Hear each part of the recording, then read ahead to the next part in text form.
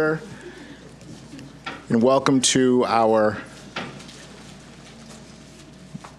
work session, board meeting, most importantly to our opportunity to highlight our employees of the year. Each and every one of our employees are special and important to this work. We're either teaching or supporting those who teach, and I would like to also express on behalf of our board president, President Venkatasalam, who extends her respectful regrets that she was unable to attend. She is not feeling well this evening. I did want to make sure that you knew that, and I also know that our Vice President, Debbie Strauss, is here and will be here throughout virtually. And again, welcome to our esteemed board members, student rep, and to Ms. Howley. Tonight is a night where we celebrate you, each and every one of our employees of the year. We know that you, as humble as you are, you should be proud of this evening and this evening's recognition. It is a culmination of, one, your expertise, your actions, your impact, and just as, if not importantly, the perception that you provide for others who think enough of you to recommend and honor you this evening. And so we want to say thank you in advance for all you do, and thank you continually for all you will do for our students as well as the adults who serve them. It's an honor to be here. Thank you very much. And at this time, I'm going to turn it over to our Chief Human Resources Officer, Mariah Martin. Mariah, thank you. Thank you. Good evening. Welcome, everyone. This is one of the best nights of the entire year. I get really excited. As Dr. Watts shared, a core belief in KSD is that there are two types of employees, those that provide direct instruction and those that support direct instruction. And while we're going to honor tonight one representative from each of our employee groups and our Teacher of the Year tonight, I'd like to say that as the Chief Human Resources Officer, I know if the rest of Executive Cabinet would join me, we are incredibly proud of all 3,700 employees in the Kent School District. And we know, absolutely, I want to thank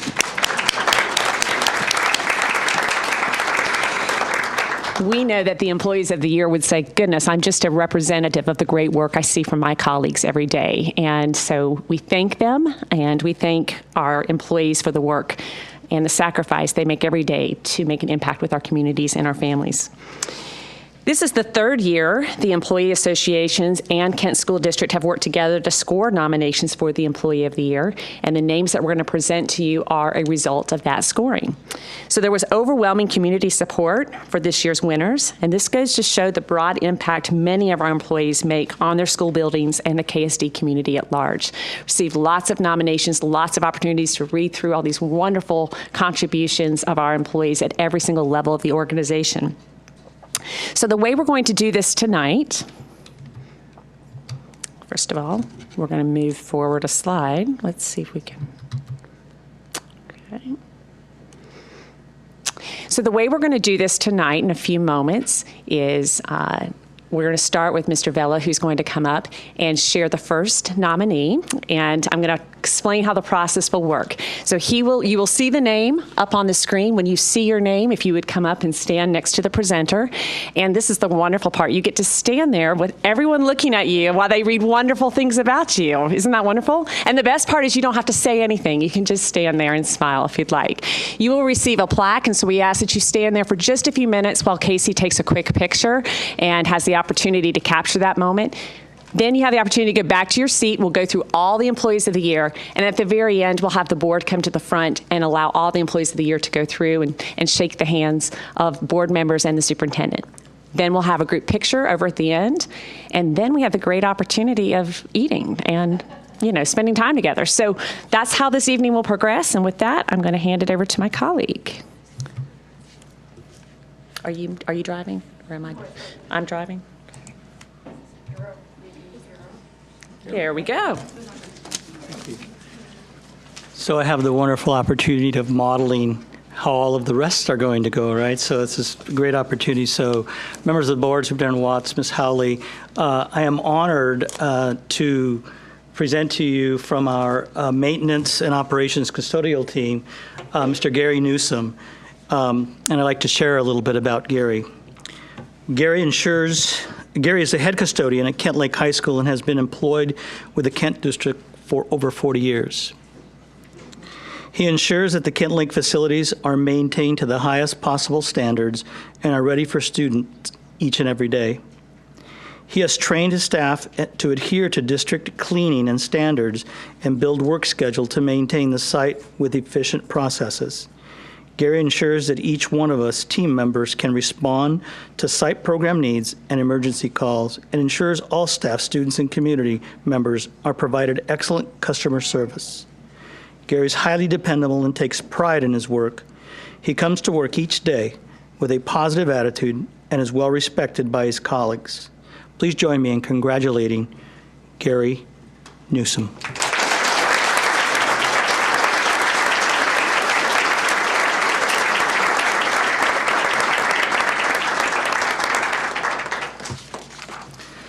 So next up, I'd like to share with you from our transportation team, Melissa Olney. If she is here, come on up, please. While she's, yeah, let's do that.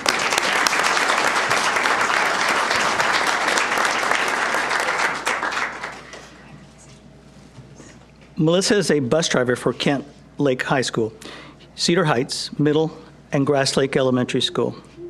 Melissa is a conscientious driver and follows the policies and procedures that ensure student safety. She is kind, patient, flexible, understanding, and dependable, qualities that are essential for all bus drivers.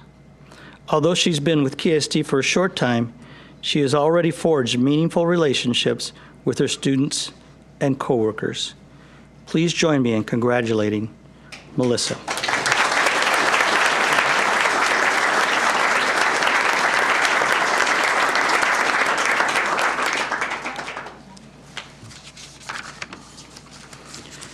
Next up, from our athletics and activities team, I'd like to invite up Dustin Foster.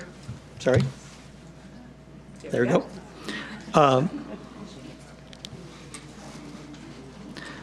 Dustin is the track coach at Matson Middle School. Dustin serves KSD students as a coach and a teacher and is committed to his students and student athletes, putting their development as his top priority. He puts in countless hours of volunteer work on the track at Matson, preparing the track so that athletes could have a seamless start to their season. On top of that, he has stepped up to prepare and run the brackets for the midseason wrestling tournament at Cedar Heights. It is not his school, but he recognized a coach who could benefit from his help, so he provided it. Dustin is one of the most organized and dependable coaches around. He has become a go-to resource for coaches around the district. He develops individual relationships and gives each student just what they need to prepare them for their future. Please join me in congratulating Dustin Foster.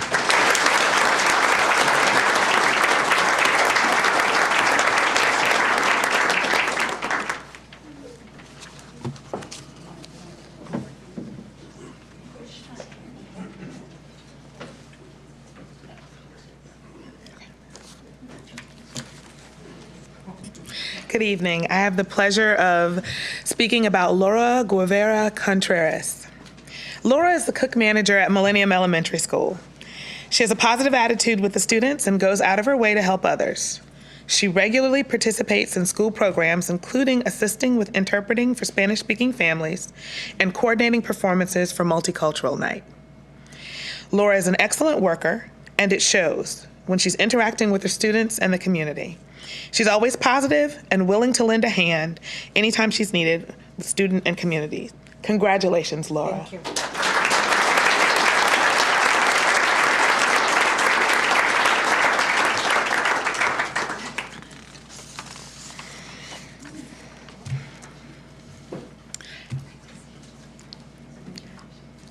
Elisa Aguayo Munoz. Elisa is a student achievement specialist at Kent Meridian High.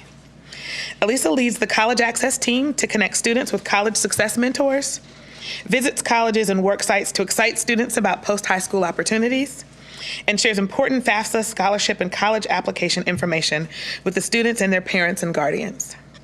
Elisa leads large groups of students through the FAFSA and college application process.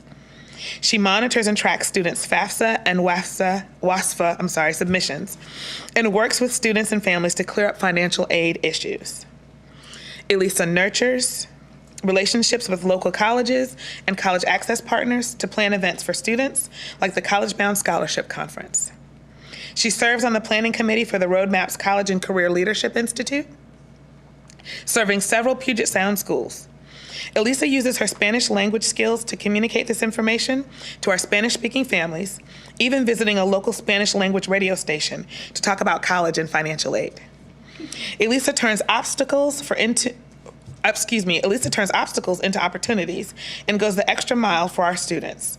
Congratulations, Elisa.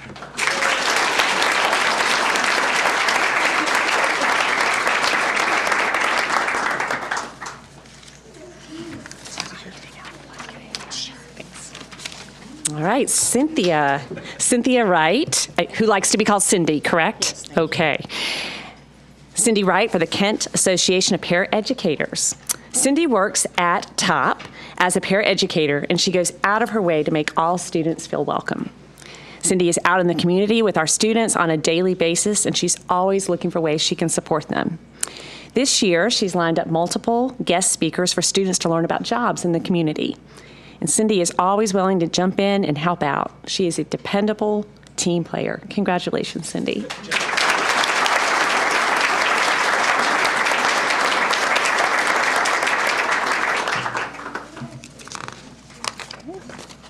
Sue Whitehall for the Central Office Administrators. While Sue is technically a central office administrator, in her day-to-day work, she is the coordinator for TOP. We all know that. There are approximately 90 students on the roster at TOP, and Sue has taken the time to get to know each one of them. She knows each student's strength and encourages them to challenge themselves. Sue engages parents, students, staff, and community members by organizing monthly potlucks. Didn't know that. Should attend that. Where she arranges for guest speakers to talk to parents and students about topics important in adult transition. This school year, she has arranged for speakers to discuss guardianship and financial planning for people with disabilities. Sue listens to her teaching team and is consistently supportive of any ideas that benefit students. She has regular meetings with different groups of staff to ensure that information is communicated to everyone. She uses a collaborative team approach to her leadership and listens to input from others. Congratulations, Sue.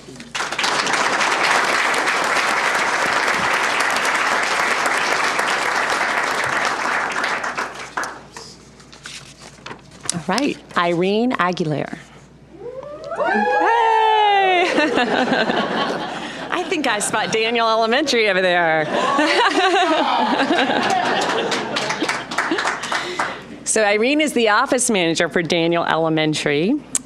Irene greets students, parents, and staff, and I would say district staff as well, because you've greeted me with a smile several times, and models the importance of greeting every person as if they were your best friend. Isn't that great? She supports students by increasing their access to role models in the community. When Daniel Elementary hosted the first multicultural night in 2017-2018, Irene arranged for Ms. Claudia Kaufman, the first Native American woman ever elected to the Washington State Senate, to come to the school to share stories about her culture and her journey. She recognizes that engagement starts in the community and is an active volunteer for the Daniel and Kent Ridge PTAs, American Heart Association, and Girl Scouts. She has a positive influence on staff, families, and students, and goes above and beyond in everything she does, with the belief that no job is too big or too small. Irene's dedication has a big impact on the students, families, and staff of Daniel Elementary. Congratulations, Irene.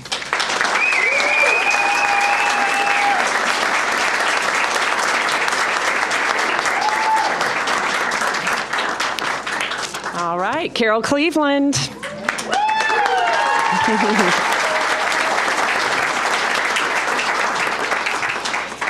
You may not know, Carol is the principal of iGrad. She has designed the iGrad Open Doors School for KSD, which allows students who have dropped out of other district schools the chance to reinvent themselves.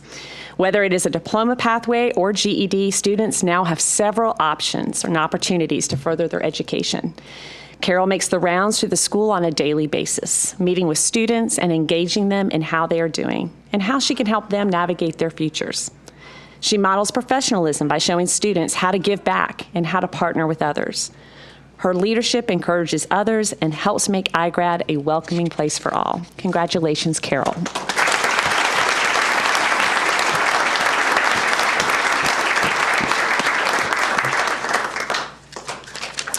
Trisha Hurt.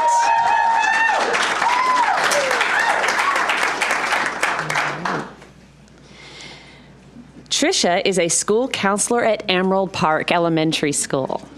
Trisha works with students and families to teach lessons about safety and making the right choices. She supports the Kent community by working with the clothing bank to collect clothes and to make sure families have enough to wear. And she helps to pass out bags of food to those families that need additional assistance. Trisha works closely with her colleagues, helping to facilitate and teach circle conversations. She checks in with her peers to see how the circle conversations are going to provide additional support when needed. Trisha treats every student as if they were their own. Thank you. Always has a smile on her face and is willing to share what she has with everyone. Congratulations, Trisha.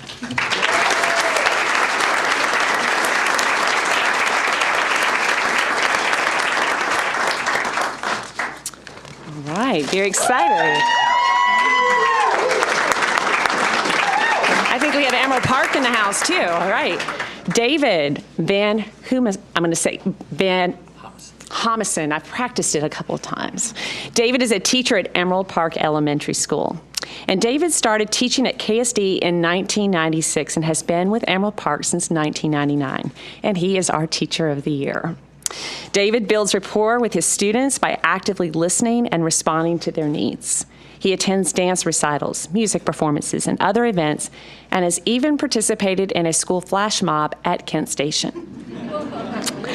The environment he creates for his students allows them to self-reflect on their own progress and achievements, allowing them to take risks and to learn from their mistakes in a safe environment. David is known as a mentor within his building, and he collaborates with his colleagues to reflect on teaching strategies. Outside of the classroom, David is a beloved basketball announcer for Kent Ridge High School. Can you give us like a little three-pointer or something? Good evening, ladies and gentlemen, and welcome to Kent Ridge High School. Perfect. He's also a track and field coach, a JV soccer coach, and an active member of the PTSA, KEA, and NEA. While his humility and work ethic allow him to lead by example, it is his flexibility, deep understanding of learning targets, and mindfulness that have impacted his students the most. We're very proud of you. Congratulations, David.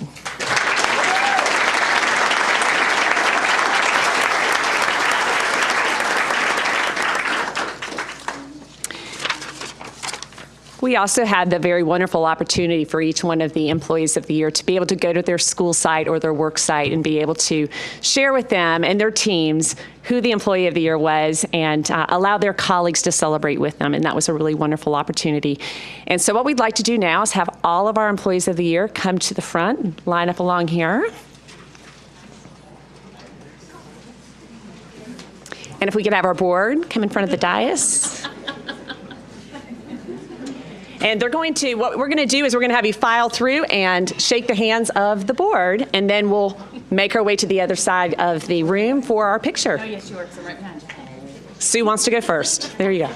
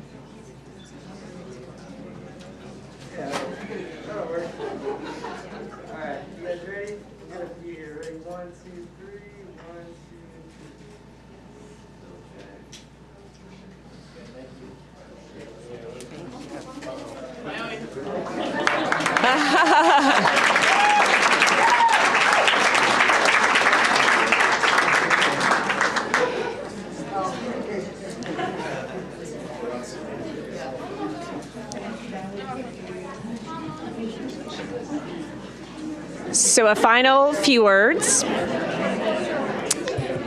If our employees of the year, Casey is our photographer. Just a couple of last words, and I promise we'll go get something to eat.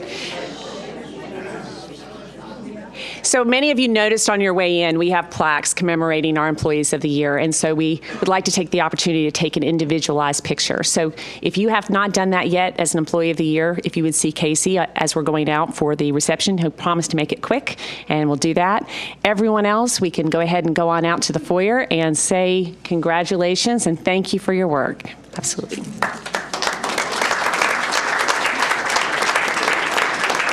So at this time, we will be adjourning this meeting. The board will be recessing for an executive session for about 30 minutes at 6:30. And then we'll take the meeting at 7.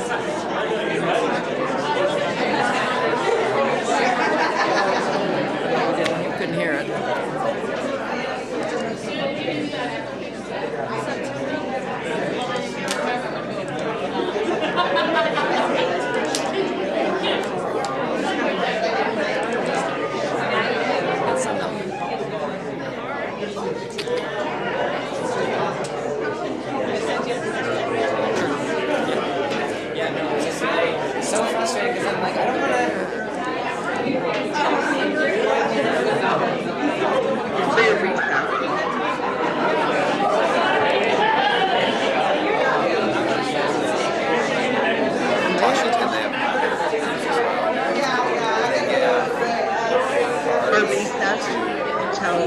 Session of supporting education. Executive session. So it could be anything. It could be college education and early intervention. It could be food in schools. Our two new freshmen, like representative is, as well as our others.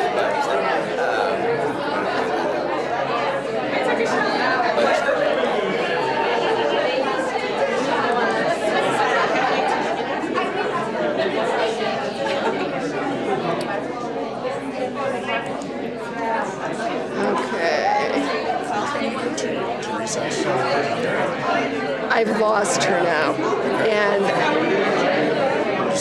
I guess I don't know if Karen will have to recess because we couldn't hear Debbie.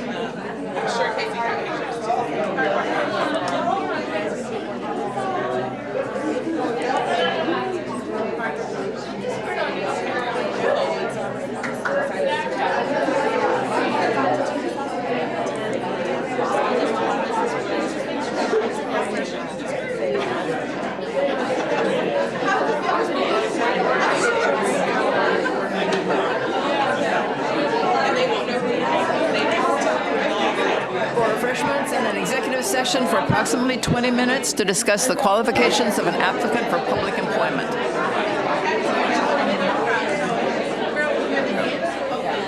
That's on the record, so yeah.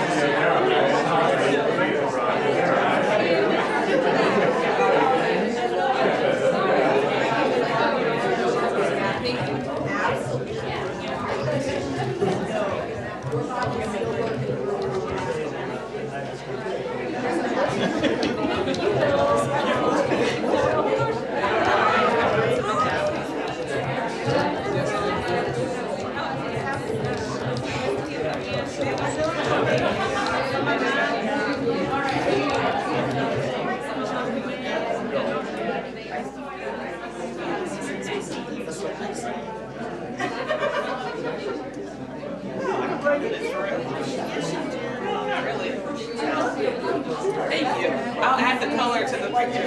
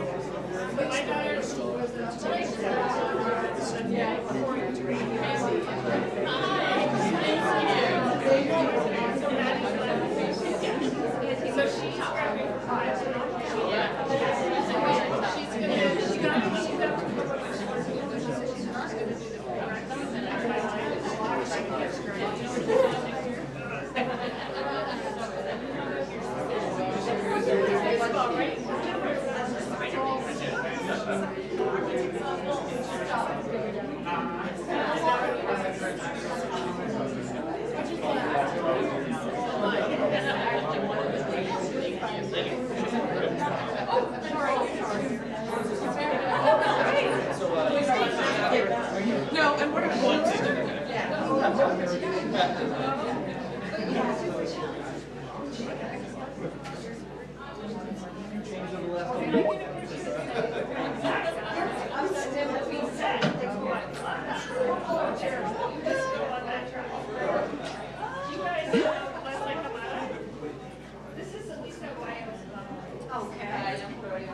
and her brother. She's that camera that you're a sophomore, freshman. Her brothers that you know.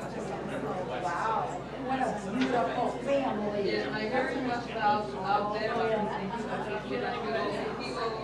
Oh! Maybe a look. I know what you have. So far, so good. Wow. Congratulations. One more. This is her number. Thank you.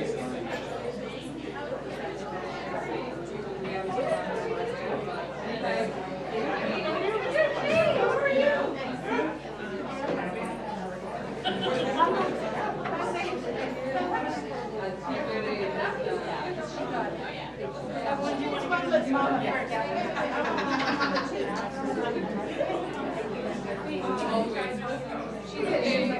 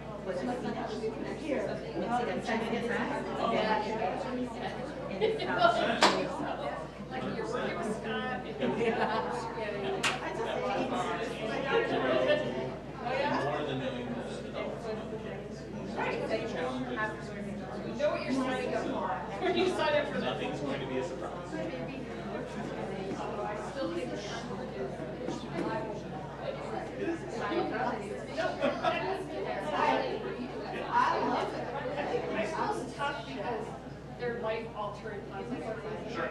Not that they're but they're more knuckleheads in Oh, yeah. school. My open house presentation of the years back to school night. Basically, the theme is. How are you? Here's the tip, and I get it. This is this doesn't work. Right. It's not relevant. And all of you.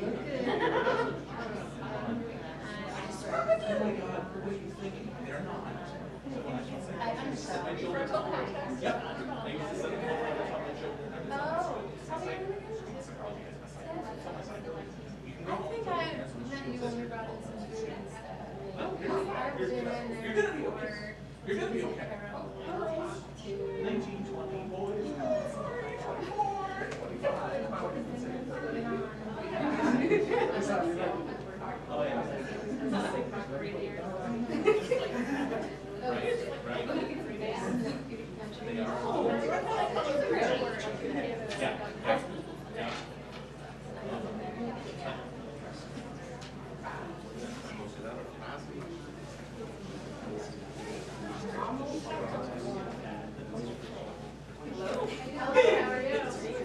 Long way or? You don't have a question here.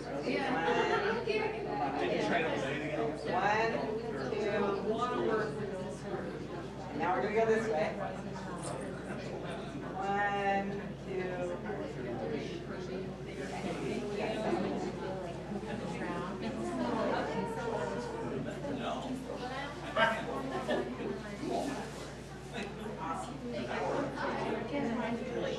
1, 2,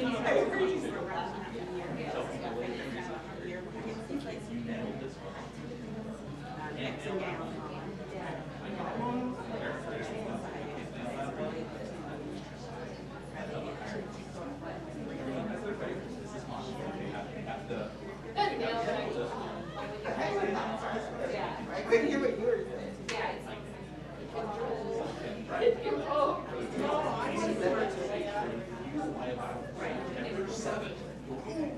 How many people would be that prepared to like do that? Yeah, good luck to you. Do you need another family picture? No, I'm thinking in what spot I'm going to. Oh, you're gonna take care of that? She had all the plants in the office. Did she kill them? She brings that one. Oh, She's absconding with your plan.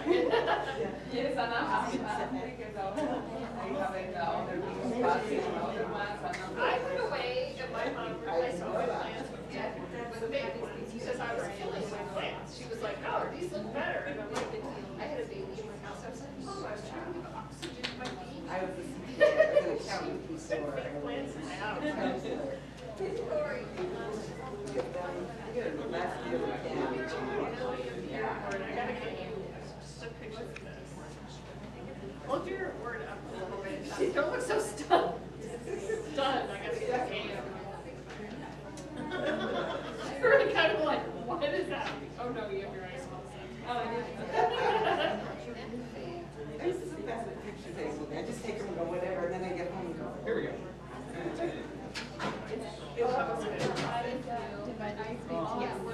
Okay. You're like my kids. Is it okay? Maddie's great. Like, I need a picture so I can sign up for your announcements, and she was like, what? Sorry, thank you. Yeah, right now. Group Patty.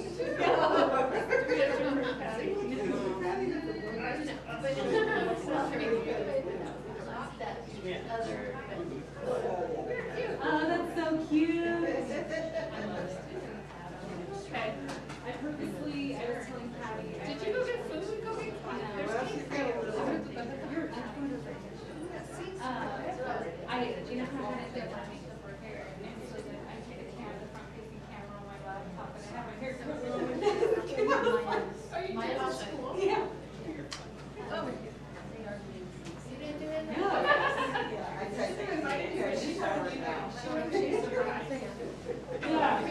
Yeah. She was like, I ordered a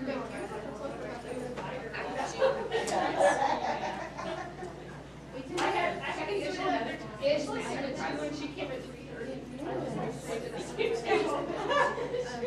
And I was able to leave. I would leave it on the end more than I do. Okay, you're blessed. Yes, there's girls up there. Nice to meet you. I'm nice to meet you. I'm the new career specialist at KSD. Okay, awesome. Patty and Team. Okay. Well, KM is our stomping ground. I always go to KM. I took the blue and white color from KM and took it to the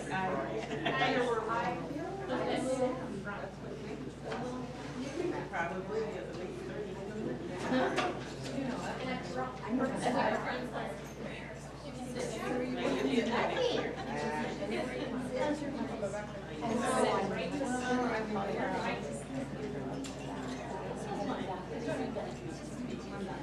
Yeah, so if they cut you off, you'll hear a beep, and then you're done. So you have exactly 3 minutes, so July 17th. well, maybe just A little bit. So, I've had time to be nervous yet. You're Well, more comfortable. than having to Well, you. And I recognize, but I'm like that. I don't like people. Any other questions? Okay, I'll figure out. Hey, someone told me you was driving a Tesla. Yeah. They was like, who's that? That person got money? No. I said, oh yeah, probably good. Yeah. Maybe I should try to see if I can get that Tesla.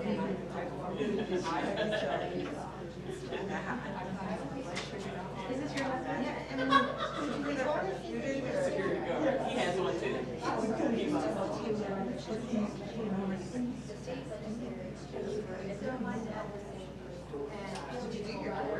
That's what I did.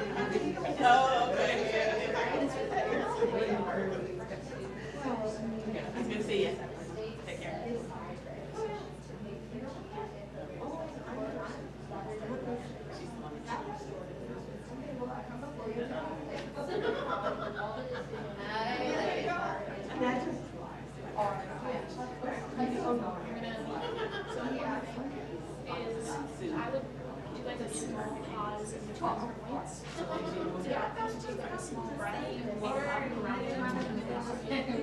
Same space plan, so I will be. And then, like we're gonna do something and I wish I had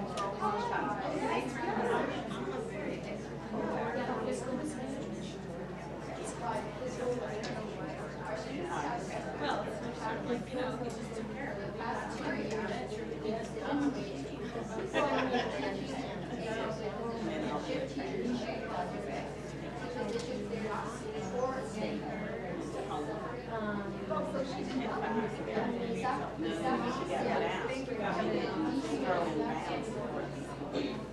Cutting to meet budget, healthy, communicating programs are good because she spent the last 13 years as a journalist covering organizations and writing about budgets. School district is not a business. Our students are not products. Yet adults in the district often critique the staff by numbers of dollars that can be cut without considering the human cost. Teachers change lives, teachers save lives. But these cuts are being made without the input of business leaders who are dead ass to do it. We need to treat the teachers and counselors in this district like the extraordinary, selfless human beings that they are, and to the students they work with at the center of our city. And if you won't listen to the teachers, listen to the voices of our students who are crying out for the education that they deserve. It's not too late.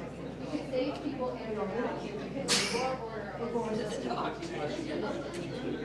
When you make the right choices for students, just about everything else falls into place. The mission of this district, and I'm paraphrasing here because your name's no longer classroom on all things education, is to successfully prepare all students for learning. That is my goal. That is the goal of parents. That is the goal of students. Remember, your purpose is student success. Period.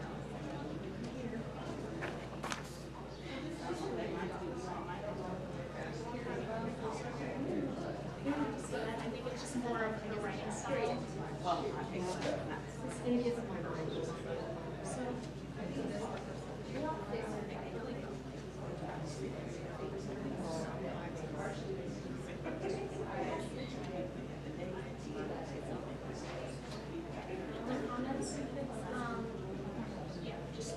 Can you make a we know it's no, I know and look around because that's so home.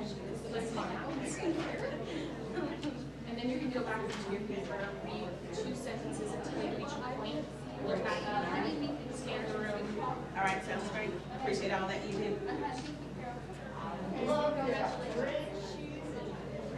Good, thank you. Get a nice pretty award or? I did.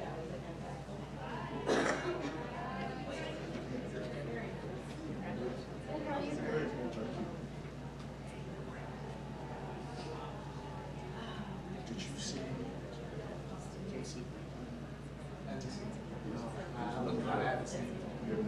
No. Okay. He was looking for something.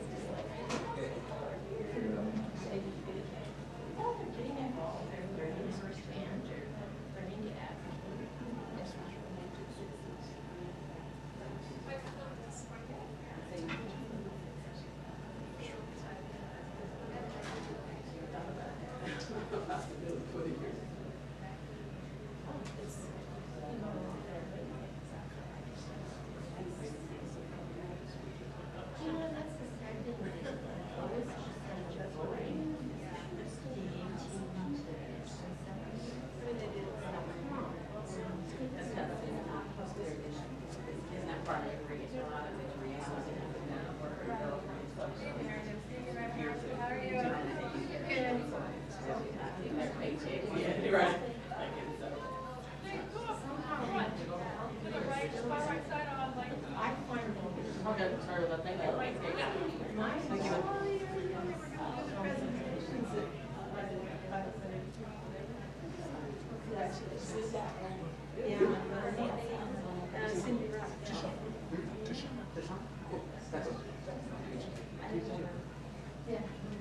Oh, so do these go, so these go just up here? Yeah, near that. Oh, near this one? Or? No, the one up front. The one up front, gotcha. The first one. All right. She's his like secretary. Yep. Thank you. And I'll make sure when they come in, they can see it as soon as Thank you so much. Wait, are you? You know, Carol Star. Part of the district. Oh, awesome. Thank you so much for showing to me. She's the president.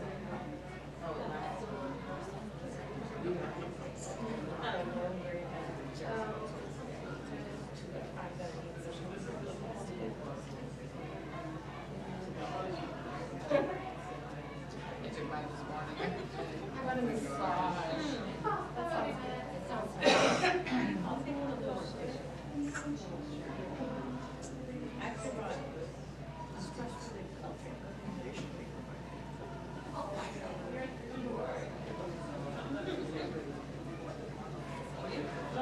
My husband got this from me. No, I got this one. Everyone's had that.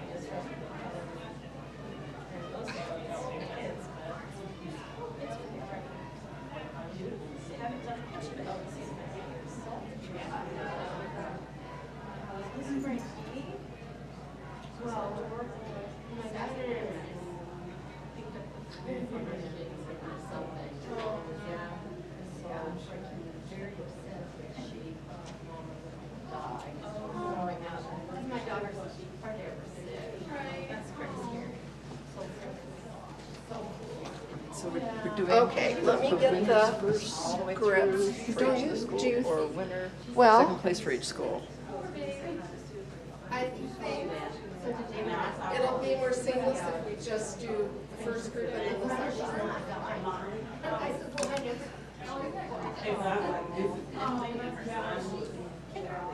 didn't know if you wanted to do one group and Ross to do another group.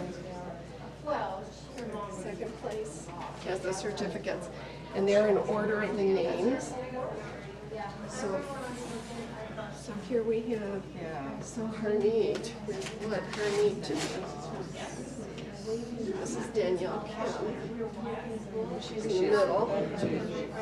Fifth one down. Nathaniel Saisu, second. And Aaron Davis, last. Okay. Did we call these, or was it the principals called? They all handled it. I think Emily Collado, Carolyn knows everything's been done. Okay, Carol Cleveland said she didn't know whether her student had been called. She can do it. Jennifer Zerko. That's next to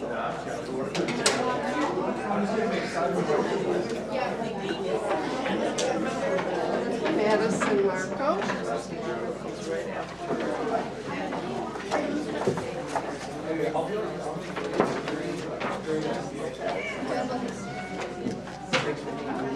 Luis Lopez.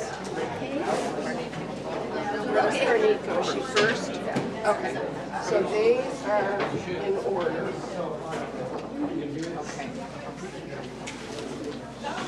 And then, so how, I'm assuming that would Ross or whomever stand here and call their name? Yeah, I think so, because you will come here. Right. And they're in order. I don't want them to go leave this sticky. Often sticky gets left on. So if we give him that, okay, and then you do this, okay, because we've already gone through it. Yeah. And don't drop them, because then they're out of. I'll shuffle them up just for us.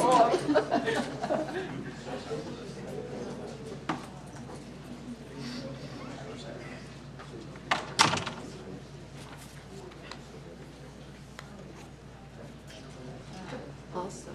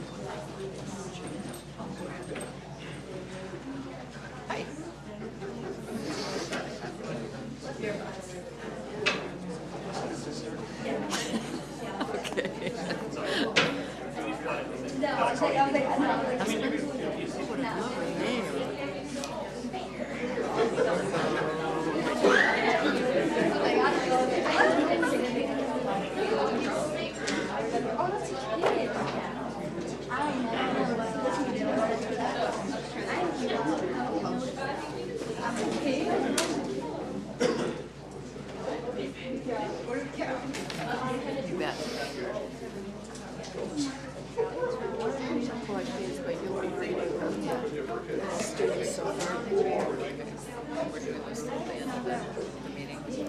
Yeah, this part, yes.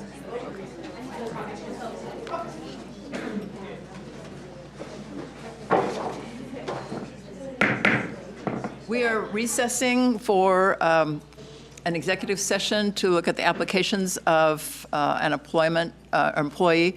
We will be back in here at about 7 o'clock. So go and keep talking. You're okay.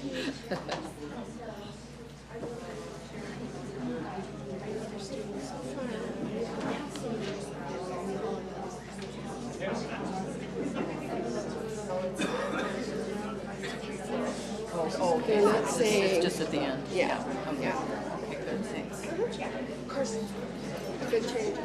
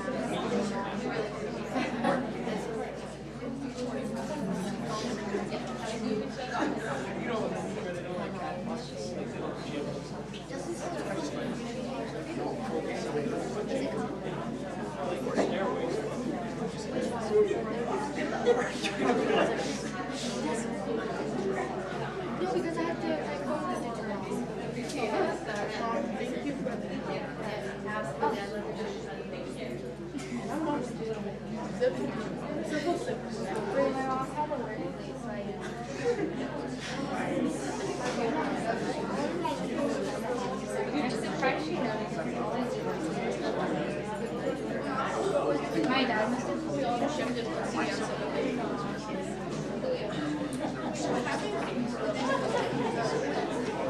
What is revised?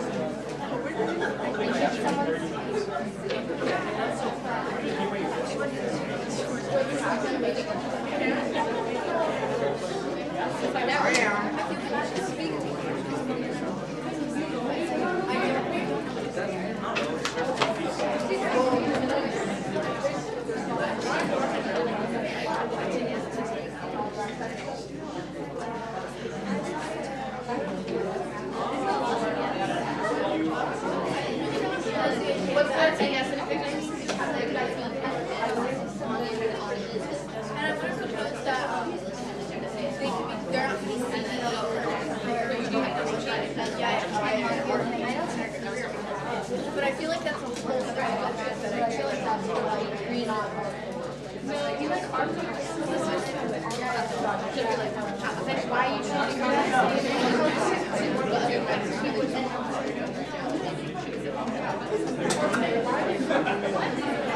people try harder in our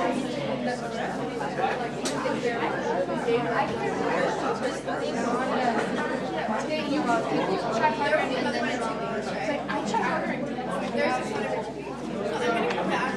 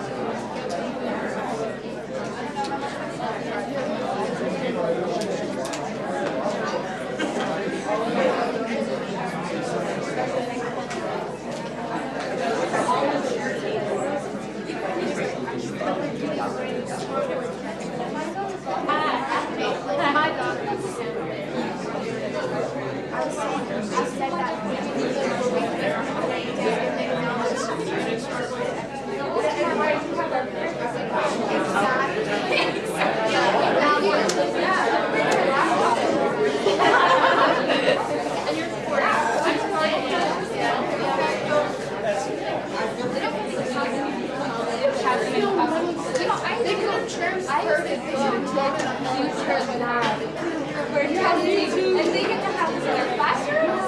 Why can't they transport? Like they can come and I think that's so because they have to have every school has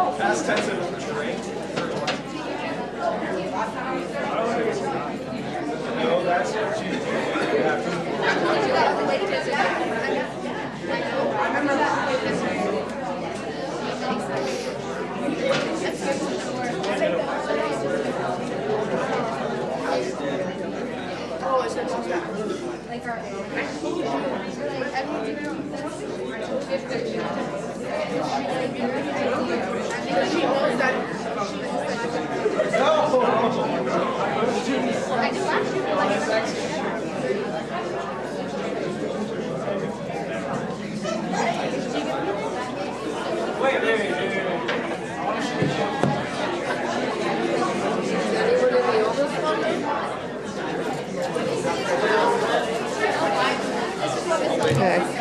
Well, here. We'll go to the Okay. I just want to.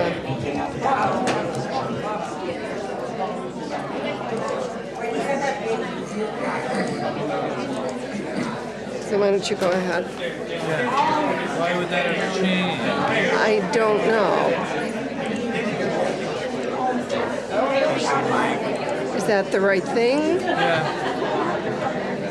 We could not hear her.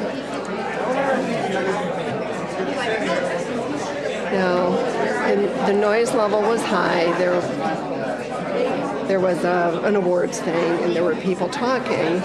But I mean, this looks right, though, doesn't it? Yeah. No, that's the one with the PC, not the speaker. So, is there any volume over here that we need to do anything with? No. And where did this go? You gotta hit kind of hard. You really gotta poke it. It's an old touch screen. Well, it is. Can we hear this? So, Can we hear that? can what?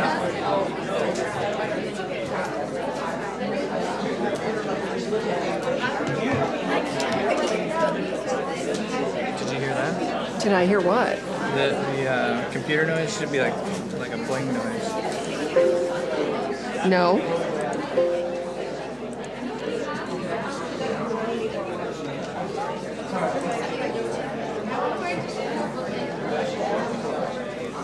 I tested this right before I left.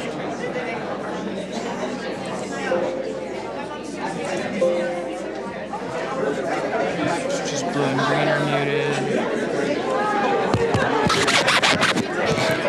Check. Can you hear that at all? Now this was working earlier. I think it's working. It's just really loud in here. It is. I need everybody to kind of be quiet. Yeah, they're not going to be quiet. I can't hear anything, but this should be around 75. Okay, so we're just going to have to ask everyone to be quiet so in a little bit so we can test. They'll quiet down once everybody shows up. Well, I know. Debbie has to call the meeting to order. And if we can't hear Debbie, we can't hear the meeting called to order. So I don't have video with her yet. So I'm going to start video. It's too noisy in here to even test it. So, Debbie, can you hear us? Yes, can you hear me? We can't hear her. Can you hear her? I thought I heard it. Did you? It's not very loud.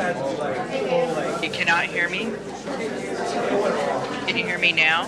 Yeah, but it's quiet. It's quiet. Quiet? Okay, it's really loud there. Talk her through anything?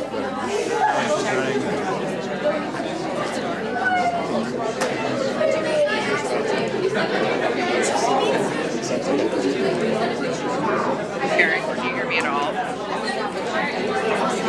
It's really loud in here. As a student, non-student, nobody said anything about gender.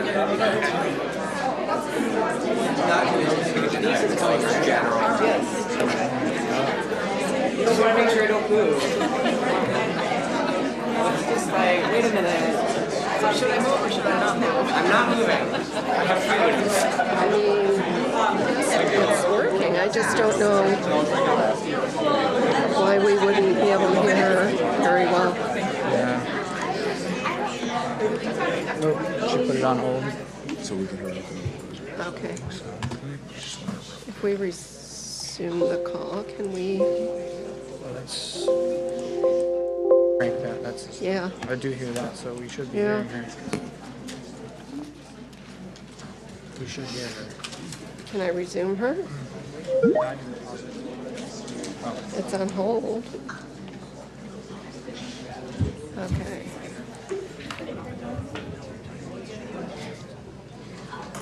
Karen, can you hear me better? Yes. Perfect.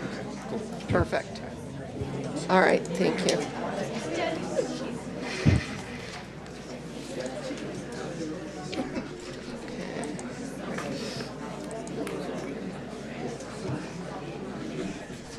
Very interesting.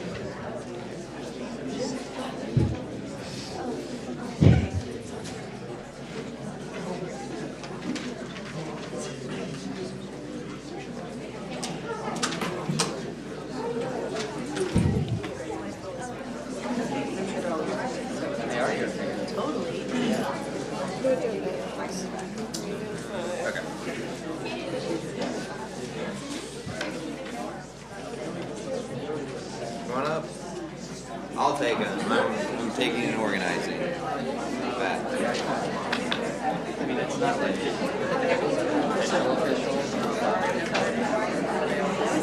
there's only two for a specific agenda item. This is students and this is regular on agenda. Non-student.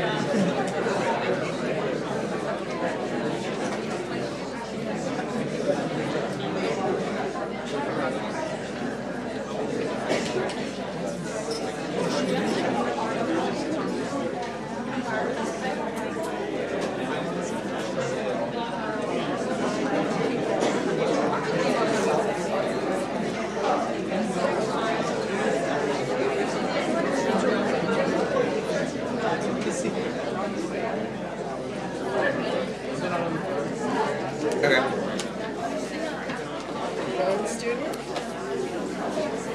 What they say, and what I'll do is I can just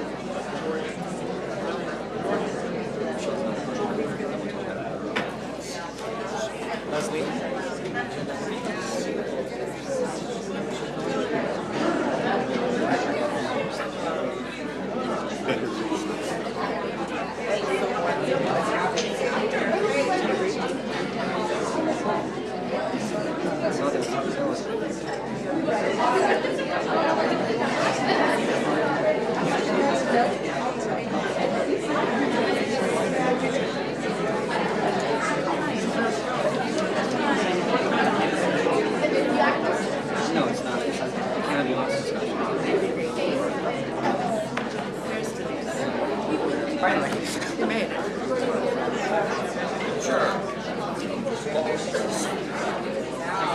Yeah, he's only trained on specific agenda items and then those students.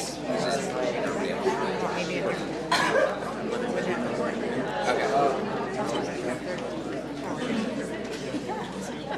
I just knew I wasn't able to come.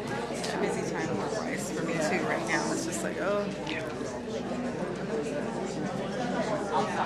Do you want the soda that's being used?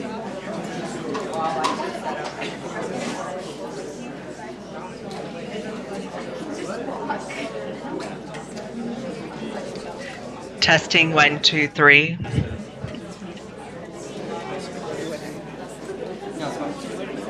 you're right. I forgot about that.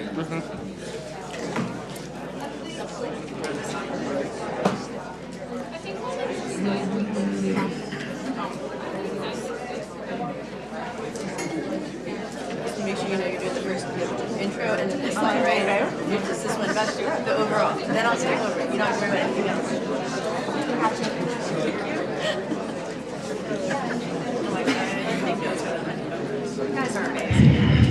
The best team.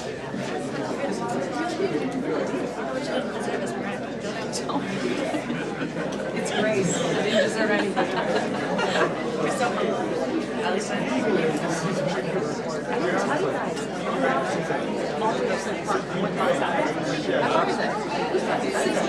Why did you do that? It's like 10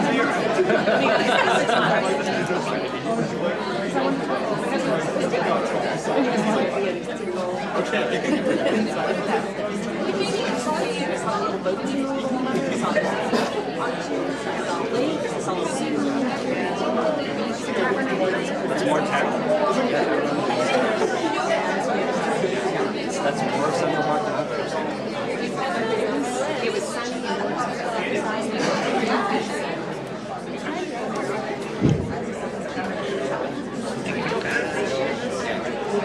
I'll sit here and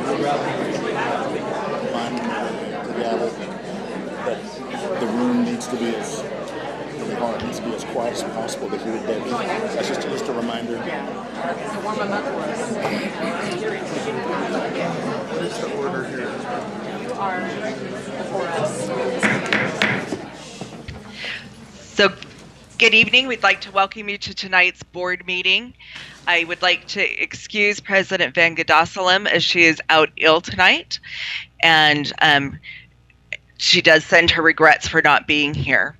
To start our meeting tonight, I would like to invite Principal Carol Cleveland to lead us in the Pledge of Allegiance.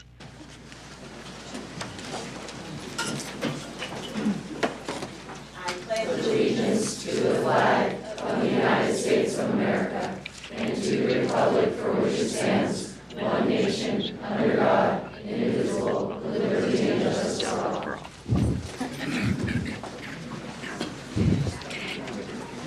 Thank you. Again, I'd like to welcome you to tonight's meeting. This is a meeting of the Kent School District Board, which is held in the public to comply with the Open Public Meetings Act. Participation for the audience tonight a few things I'd like to remind you. The purpose of the board meeting is to conduct its business in the public. During the meeting, the board will listen to but not respond to comments from visitors. Those wishing to comment must complete a card and give it to the board secretary before the meeting begins or no later than agenda item 3.0 presentations have begun. We will not be accepting cards after the presentations have begun. Abusive public comments personally directed towards staff members will not be tolerated. The president or vice president may interrupt or terminate any individual statements when it is too lengthy, obscene, or irrelevant. When it's your turn to address the board, you will hear please state your name at the start of your testimony and limit your remarks to 3 minutes. You'll hear a timer when your 3 minutes are up. Visitors who have completed a comment card and desire to speak to an agenda item will be called when that portion of the agenda happens. Per board procedure, written material to provide to board members with background information should be submitted to the superintendent's office at least 1 week prior to advance of the meeting. So, Dr. Watts, at this time, are there any changes to tonight's agenda? Vice President Strauss, thank you. Supplemental personnel report has been added to the consent agenda, and the board discussion on the board community conversations, which is formerly item 5.01, has been removed. Thank you. And we should also note that the superintendent's report has moved to a new location of 1.7. So at this time, I'd like to ask for a motion to approve changes to tonight's agenda. I move to approve the changes to tonight's agenda. Thank you. Is there a second? I'll second. Thank you. All those in favor, please say aye and raise your right hand. Aye. Aye. Any opposed, please raise your right hand and say no. Motion passes. I'm excited. We're going to start tonight's board meeting with some recognition, and I'd like to call on Director Karen DeBruler to begin the Soames Scholarship Awards recognition.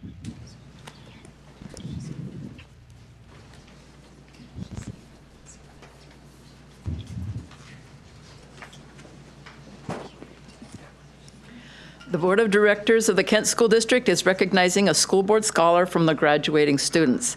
The scholarship is based on scholastic qualifications, financial need, school involvement, interviews, as well as a written essay demonstrating how a college education will benefit this student and society. This year's first place recipients of a $1,800 scholarship from the Harry B. and Ruby T. Soames Educational Trust Foundation are asked to come up to receive their award when their names are called. So I've got them all lined up over here. First person from Kentwood is Harneet Mahal. I again apologize for any mispronunciation of names. There she is.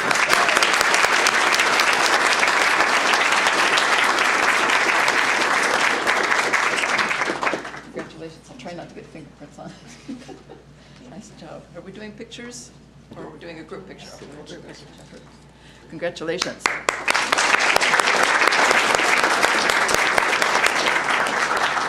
From Kent Ridge High School, Nathaniel Saisu. If I mispronounced that, I apologize. There you go.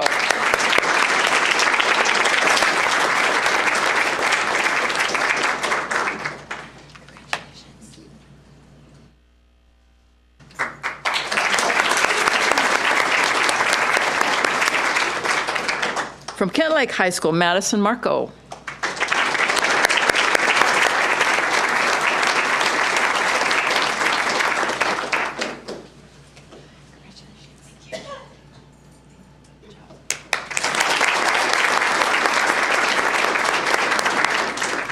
From Kent Meridian High School, Luis Lopez.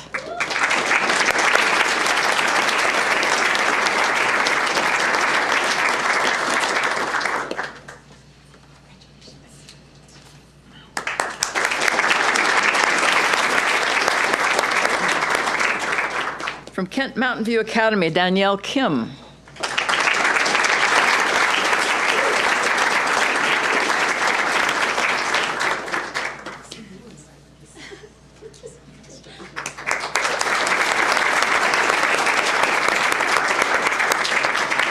From Kent Phoenix Academy, Jennifer Zirko.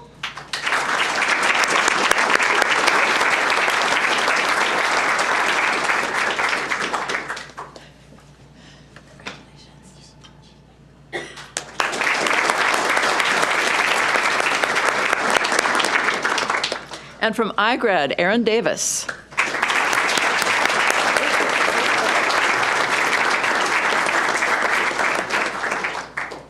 Congratulations.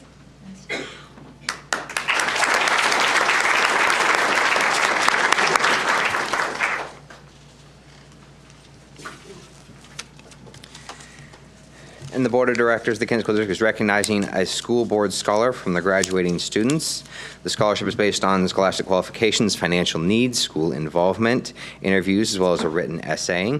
This year's second place recipients of a $900 scholarship from the Harry B. and Ruby T. Soames Educational Trust Foundation are asked to come up to receive their award when their name is called. From Kentwood High School, Hallelujah Woodwilson.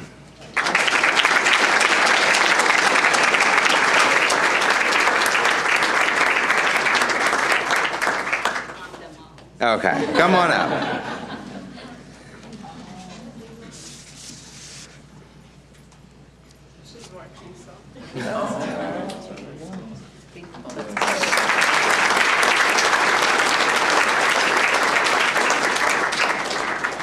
Cat Ridge High School, Austin Freeman.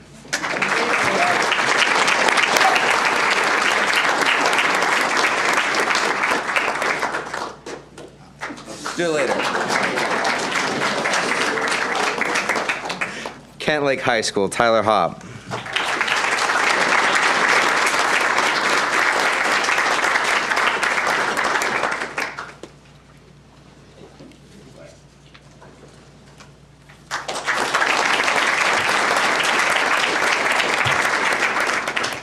And from Kent Meridian High School, Jamila Umaru.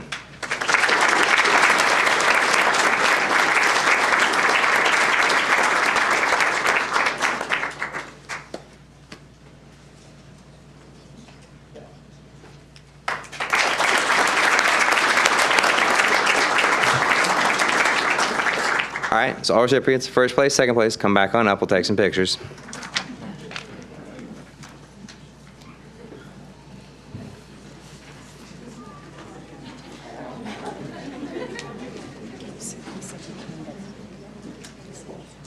Yeah, we're going to have this.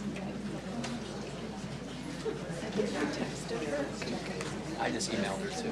Oh, did you? Yeah, and I emailed Karen. Okay. Yeah. Glitch. It's hard.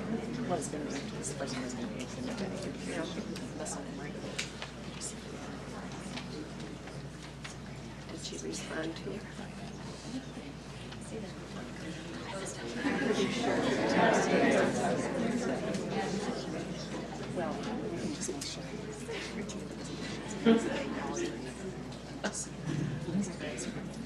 Okay.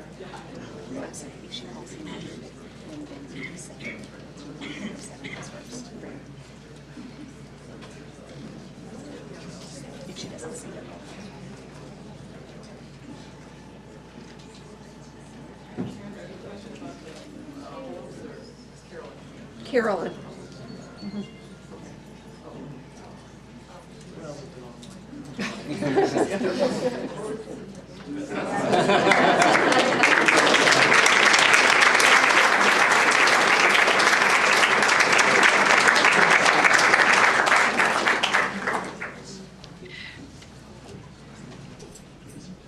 So congratulations again to all of our winners, and my apologies to Dr. Watts.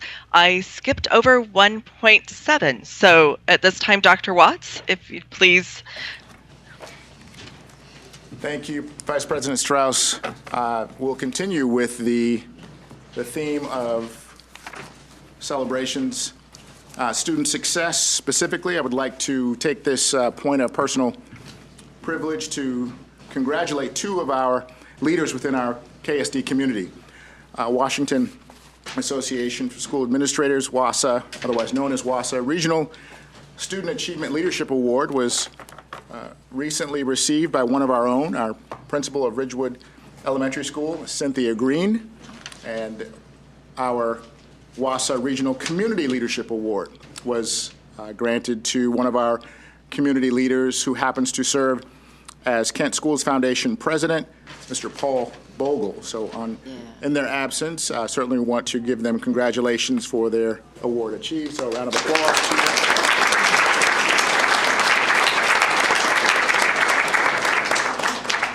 Also like to give honor to our teaching and learning community. We know that schools and school districts, all 15,000 of them, are a business. Most people don't think of a school district as a business, but if we did, every business has a core business and a core function, and ours is teaching and learning.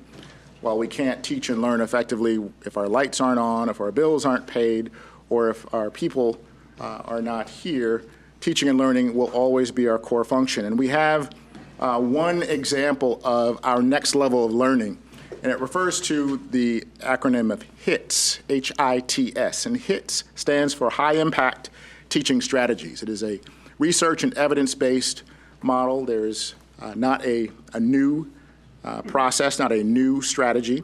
But these are strategies that we are working together as a district office as well as local school leaders to refine our practices on what is taught and, most importantly, how we teach our students who are very well represented today. There are 8 strategies. And when we're performing them well, I guess we can call them the greatest hits, and that is when 100% of our students are achieving at standard. 8 of those strategies are: 1, setting goals. Students and teachers and adults setting goals, that is a high impact strategy. We cannot achieve our goals unless and until we set them. Providing and receiving feedback, authentic feedback, is also a high impact teaching strategy. Metacognition, thinking about our thinking. Why do I think the way I do? Why did I come up with that answer? How confident am I with that response? Questioning. I think we do know this. I'm certainly not perfect, ask my wife, but I realize that I don't have to know everything. But what I've learned is that I can get closer to knowing some things if I can ask the right question, and questioning is a high impact strategy. Academic discourse. Academic discourse is that student talk, that teacher talk that takes place throughout the instructional day in the classrooms or outside of the classrooms, that we're talking about learning, and that gets our minds thinking about learning. Differentiated instruction or teaching implies that we all teach and learn in different ways, that we can differentiate learning by choice, by option. I can attain the standard of excellence through different means. The 7th is collaborative learning. There is a concept in this world today that there is no problem that will ever be solved by oneself, that the new learning has to involve collaborative learning, and that we can solve problems easier or better as a team. And the 8th is lesson design, the concept of designing a lesson that seeks to first understand what a student should know and be able to do, and provides assessment strategies and instructional strategies to ensure that our students are learning and achieving every day. And we have evidence to support that that's already happening in our classrooms by our amazing teachers and our amazing principals who set the conditions to support teaching and learning. So those will be coming, or have been, and will continue to come soon to a school or a classroom near you, and to our students and our staff. We appreciate your continued support. We have some state-recognized schools. Most recently, I received an email communication from our state department, one of our state and regional departments. And so I would like to honor and congratulate for 2017-2018 performance to our Kent School District school communities, 5 of whom were honored and will be honored at our June 6th school recognition event for closing achievement gaps and demonstrating improvement among student groups identified for support. So congratulations to the following principals, to teachers who are serving in these schools, to our students who are learning and showing their achievement, and to our KSD school communities, including Meridian Elementary School, Principal Stephanie Barringer, Daniel Elementary School, Principal Patty Drobny, Ridgewood Elementary School, Principal Cynthia Green, Sawyer Woods Elementary School, Principal Tim Helgeson, and Kent Mountain View Academy, Principal Stephanie Knipp. Let's give each one of them a round of applause.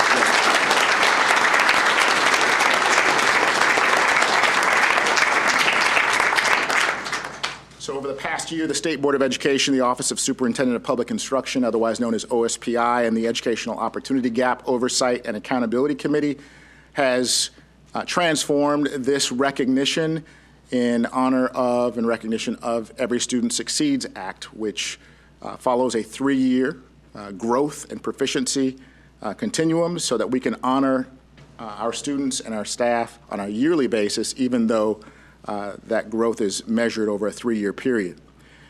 Just so you're aware, the criteria is based on recognizing schools who have demonstrated performance along a continuum of improvement, and that includes closing opportunity gaps.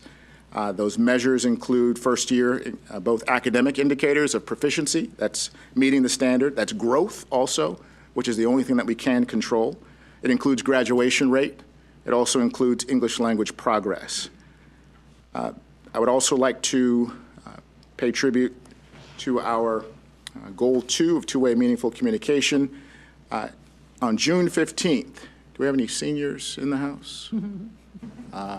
Okay, so we know you will be on June 15th. And as a reminder, our Kent School District graduation schedule begins on June 13th and ends on June 18th. And as a reminder, our top students, the outreach program, that graduation ceremony will take place on Thursday, June 13th at the Kent Meridian Performing Arts Center. Our iGrad graduates, and I know Principal Cleveland is excited for our honoring our June 14th graduates Friday at the Showware Center at 7 p.m. Kent Mountain View Academy, also on Friday, June 14th at 7 p.m. in Kent Phoenix Academy's gymnasium. And our comprehensive high schools, I see our conks in the front row, quite a few, and Kentwood will be kicking us off at 8:30 a.m. Our seniors will be successfully prepared for their futures beginning at Showware June 15th at 12:30, followed by Kent Lake, and 4:30 at Kent Ridge at Showware, and this year's final graduation at Showware will be Kent Meridian at 8 p.m. again on June 15th.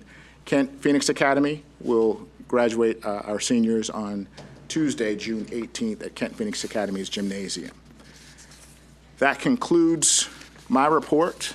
We want to thank each and every adult, family members, student, family, board, and most of all, our students for creating opportunities for success to show up on a day-to-day basis. We will work to continuously improve, but thank you for allowing this success to be shared today. That concludes my report. Thank you, Vice President Strauss. Thank you, Dr. Watts. We'll continue now with our presentation, starting with 3.01, the 2018-19 Budget Status Update for April 2019. So I'll call on Executive Director Ben Rarick of Budget and Finance to please lead us in the presentation. But if you will, before you do, we have one audience member that would like to speak to 3.01. Oh, do we have one? Okay, thank you. Thank you, Board. My name is Ken Smith, and for those who have not been to any meetings, I'm an accounting professor at Central Washington University, a former school board director, and members from the Kent community about a year ago asked me to come in and give some advice and insight into the numbers. So I want to review just a little bit of the numbers in terms of the budget in the past 3 years before you go into this. 3 years ago, in the year ended 2016, the board approved a budget. The superintendent is supposed to implement that budget. And the amount that the expenditures exceeded the revenues was $10,403,244. That was 3 years ago. 2 years ago, the amount that the superintendent, in terms of his responsibilities to implement the budget, exceeded the budget by $13,125,595. And last year, the budget promise was exceeded, and there was an additional deficit of $6,120,501. So there's been $10 million, $13 million, and $6 million budget deficits in the past 3 years. In terms of the budget that you're going to be looking at and the update here, I've made several recommendations. A few have been followed, not all. But one of the things that has been very good is that this budget presentation you'll see from Executive Director Rarick. One of the questions I have that's not in this report that might have been in some others is the 4-year budget plan. So the district is required to put their numbers on the state OSPI website, and they are there for the 4-year plan, but that was before they did the teacher contract. And at that time, at the end of 4 years, the fund balance would be $2.9 million. That also predicted a $29 million budget at the end of this current year. So in the presentation, you'll see, and Executive Director may not have these numbers, but there is a plan to have fund balance at the end of the year, meaning that not all cuts would have to happen if that wouldn't continue to decline over the next 4 years. And it's just kind of a question, if they have those numbers, that would really help the community and the board to understand what policy choices they can make. But the district has not managed its budget well over the past 3 years. They're doing better, as you'll see in the upcoming report. Thank you.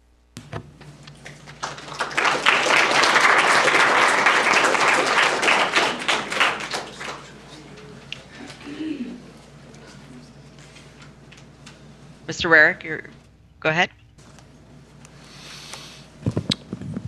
Good evening, board members, Dr. Watts, members of the community.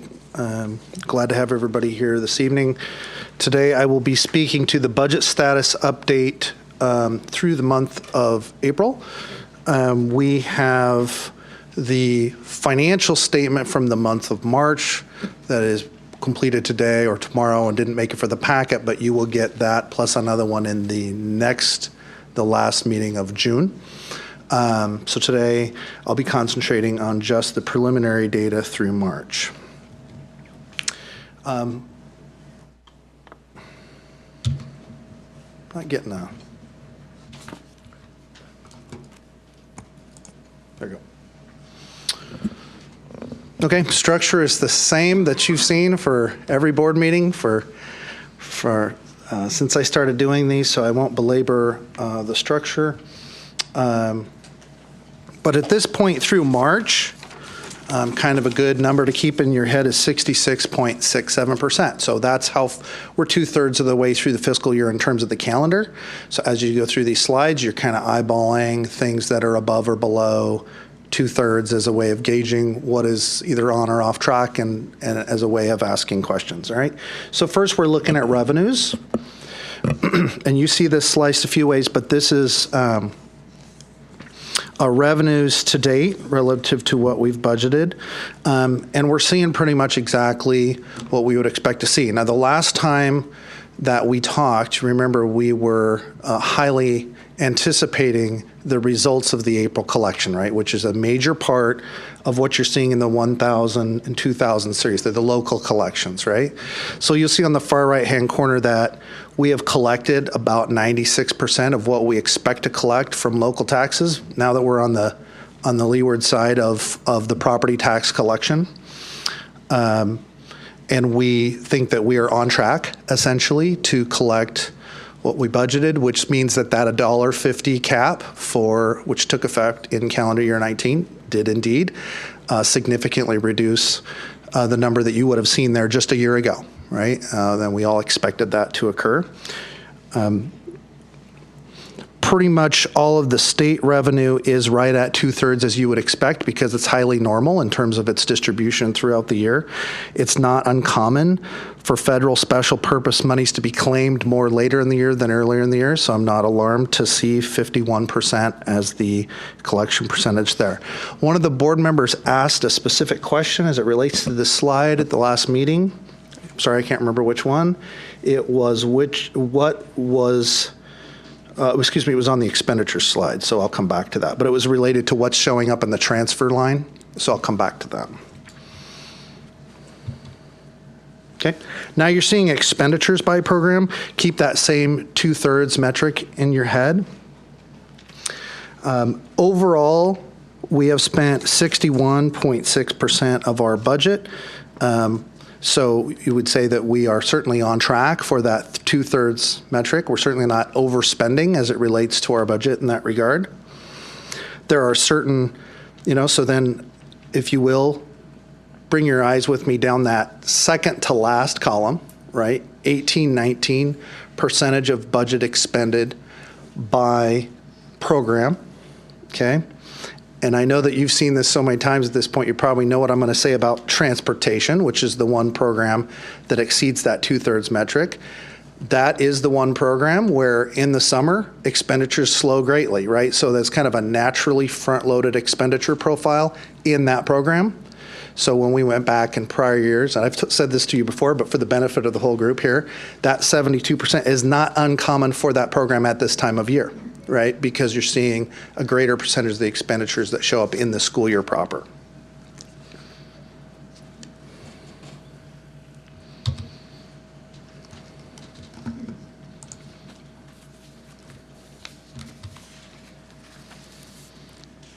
Okay, let's take a look at expenditures by object. This is a good way of gauging. So to the extent that we are under budget, we're spending, or the percentage of the budget we've spent to this point in the year is less than the degree to which we're through the calendar year, where that's transpiring, right? So you'll see on the far right-hand column, second column in, 63.57% is the total amount of our compensation budget. So compensation meaning not just salary for certificated and classified, but all associated payroll, taxes, and health benefits. So we're at 63.5% when we're 2/3 of the way through the year. That's tracking pretty darn closely. There's slight offsets by 2,000, 3,000, and 4,000. So you're seeing a little more on the classified salary, a little less on the certificated, but as a whole, very much tracking to budget as it was in the prior month. And then what you're seeing in what we call the MSOCs, the materials, supplies, and operating costs, is that the 7,000 series, the contracted services, it's I'll say our most durable expense in the sense that because they're contracts, it's mostly a fixed cost. And so you see pretty uniform expenditures throughout the year, and it tends to track to budget. But in supplies and materials, 5,000, travel, 8,000, and capital outlay, 9,000. You see we're well below the 2/3 number, right? So at 67%, you're looking at figures in the 20 and 30%. So you're seeing the effects of the austerity measures in the district to keep very close on those types of expenditures, which tend to be more of the discretionary nature, whereas the contracted services are typically not more of the discretionary.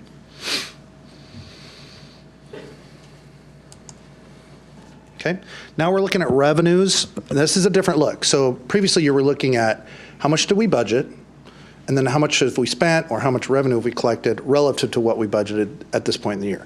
Now we're comparing April of this year to April of the previous year, and we're going to do that both for revenues and expenditures. Here we're looking at revenues. So we're seeing what we thought we would see. Local revenues down, state revenues up. And that's the same story that you're going to see in pretty much any of our peer districts throughout the state. So you're seeing the effects of the McCleary influx of funding for school districts. That's what you're seeing in the state general line and the state special line. Remember, the state special revenue lines include programs like LAP, English language learners, inclusive education, or the state refers to it as special education. All the compensation increases that the state enacted that show in the state general line also trickle through in the state general programs as well. So that's why the magnitude of the increase is roughly the same. Okay? And then you're seeing a drop in the local revenue, and that is a function, of course, of that, what now turns out to be the imposition of the one-time $1.50 cap on local tax support for public schools, which has now been changed. I don't wish to repeat the full extent of our work session that we had last week, but this is where the conversation about the new law change becomes very apropos. So what you're seeing here when you see a reduction of 23.4% of local revenue is that drop to $1.50 cap. Now that the legislature has elected to essentially strike that from law, school districts are in the process of deciding what to do about that as they approach their filing deadlines for levy. So that's an important conversation for the board and for stakeholders as we move forward that all school districts are having, not just Kent, but really any district.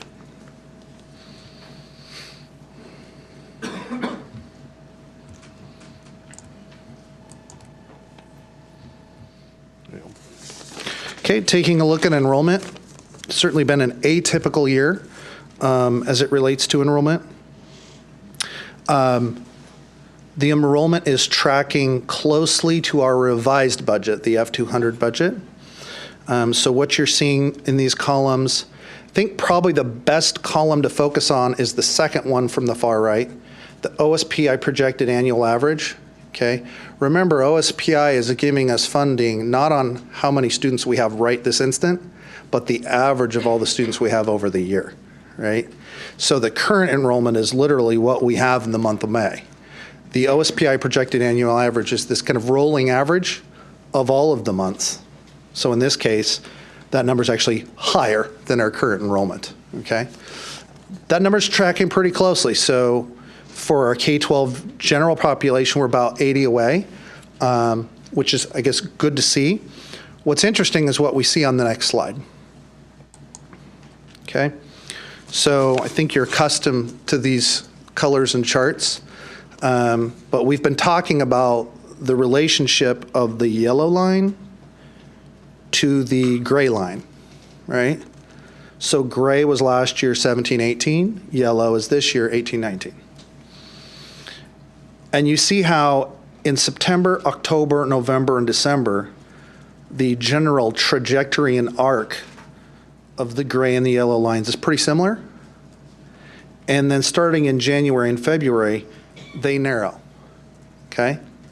So last year and beginning this year, there's about a 6-month window there where that large regional economic trend of affordability impacting enrollment started back last fall, okay? But what's happening this year is we're actually narrowing that gap, and so that's a great sign, suggesting that we've stabilized out of this out of whatever this regional dynamic was, impacting not just us, but districts like Highline and Renton and Auburn and others.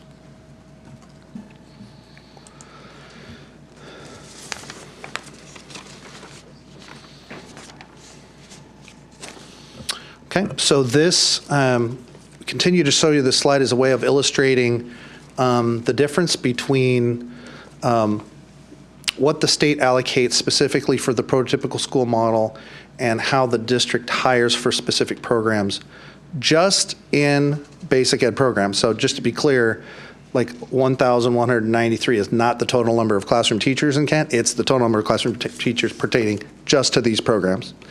But you see that particularly for some more of our administrative positions and very specifically some of the programs that the district feels are basic for ensuring the health and safety, mental health well-being, physical health well-being, programs like positions like nurses, guidance counselors, et cetera,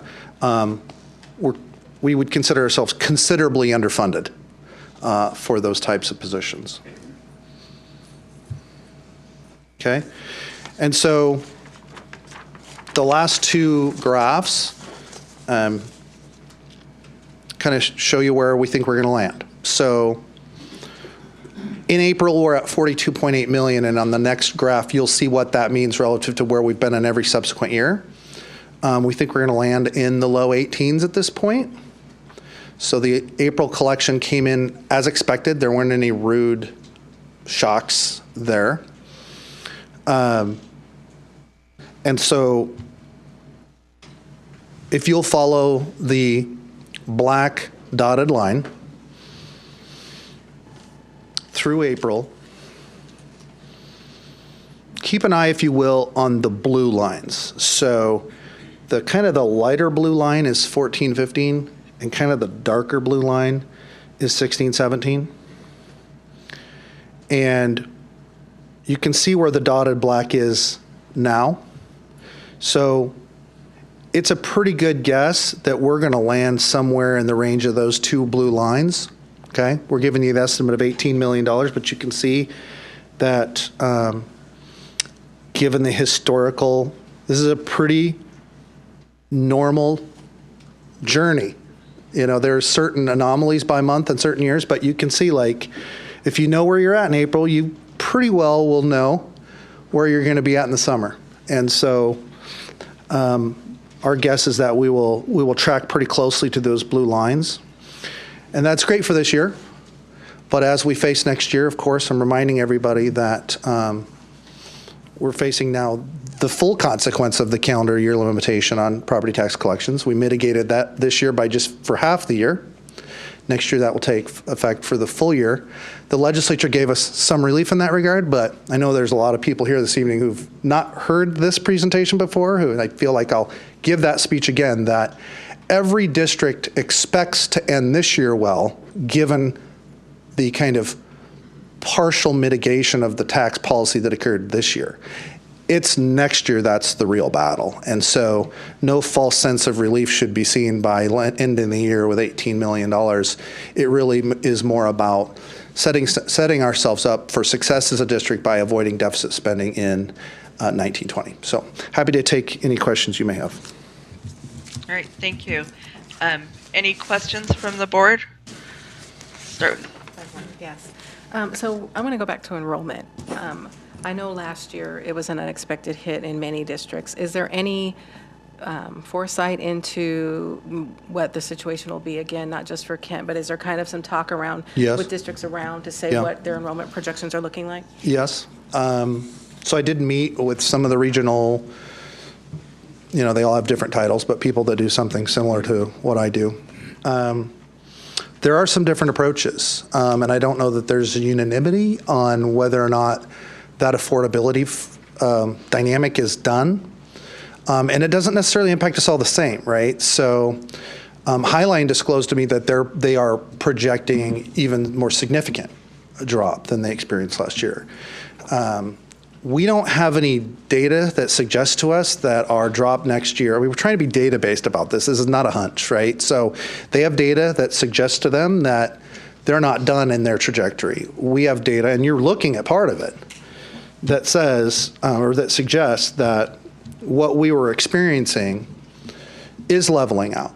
So you can look at our data going back into last year and see that we started to dip in February and March in ways that we've not historically done, and now we're flattening out. Not all districts are seeing that.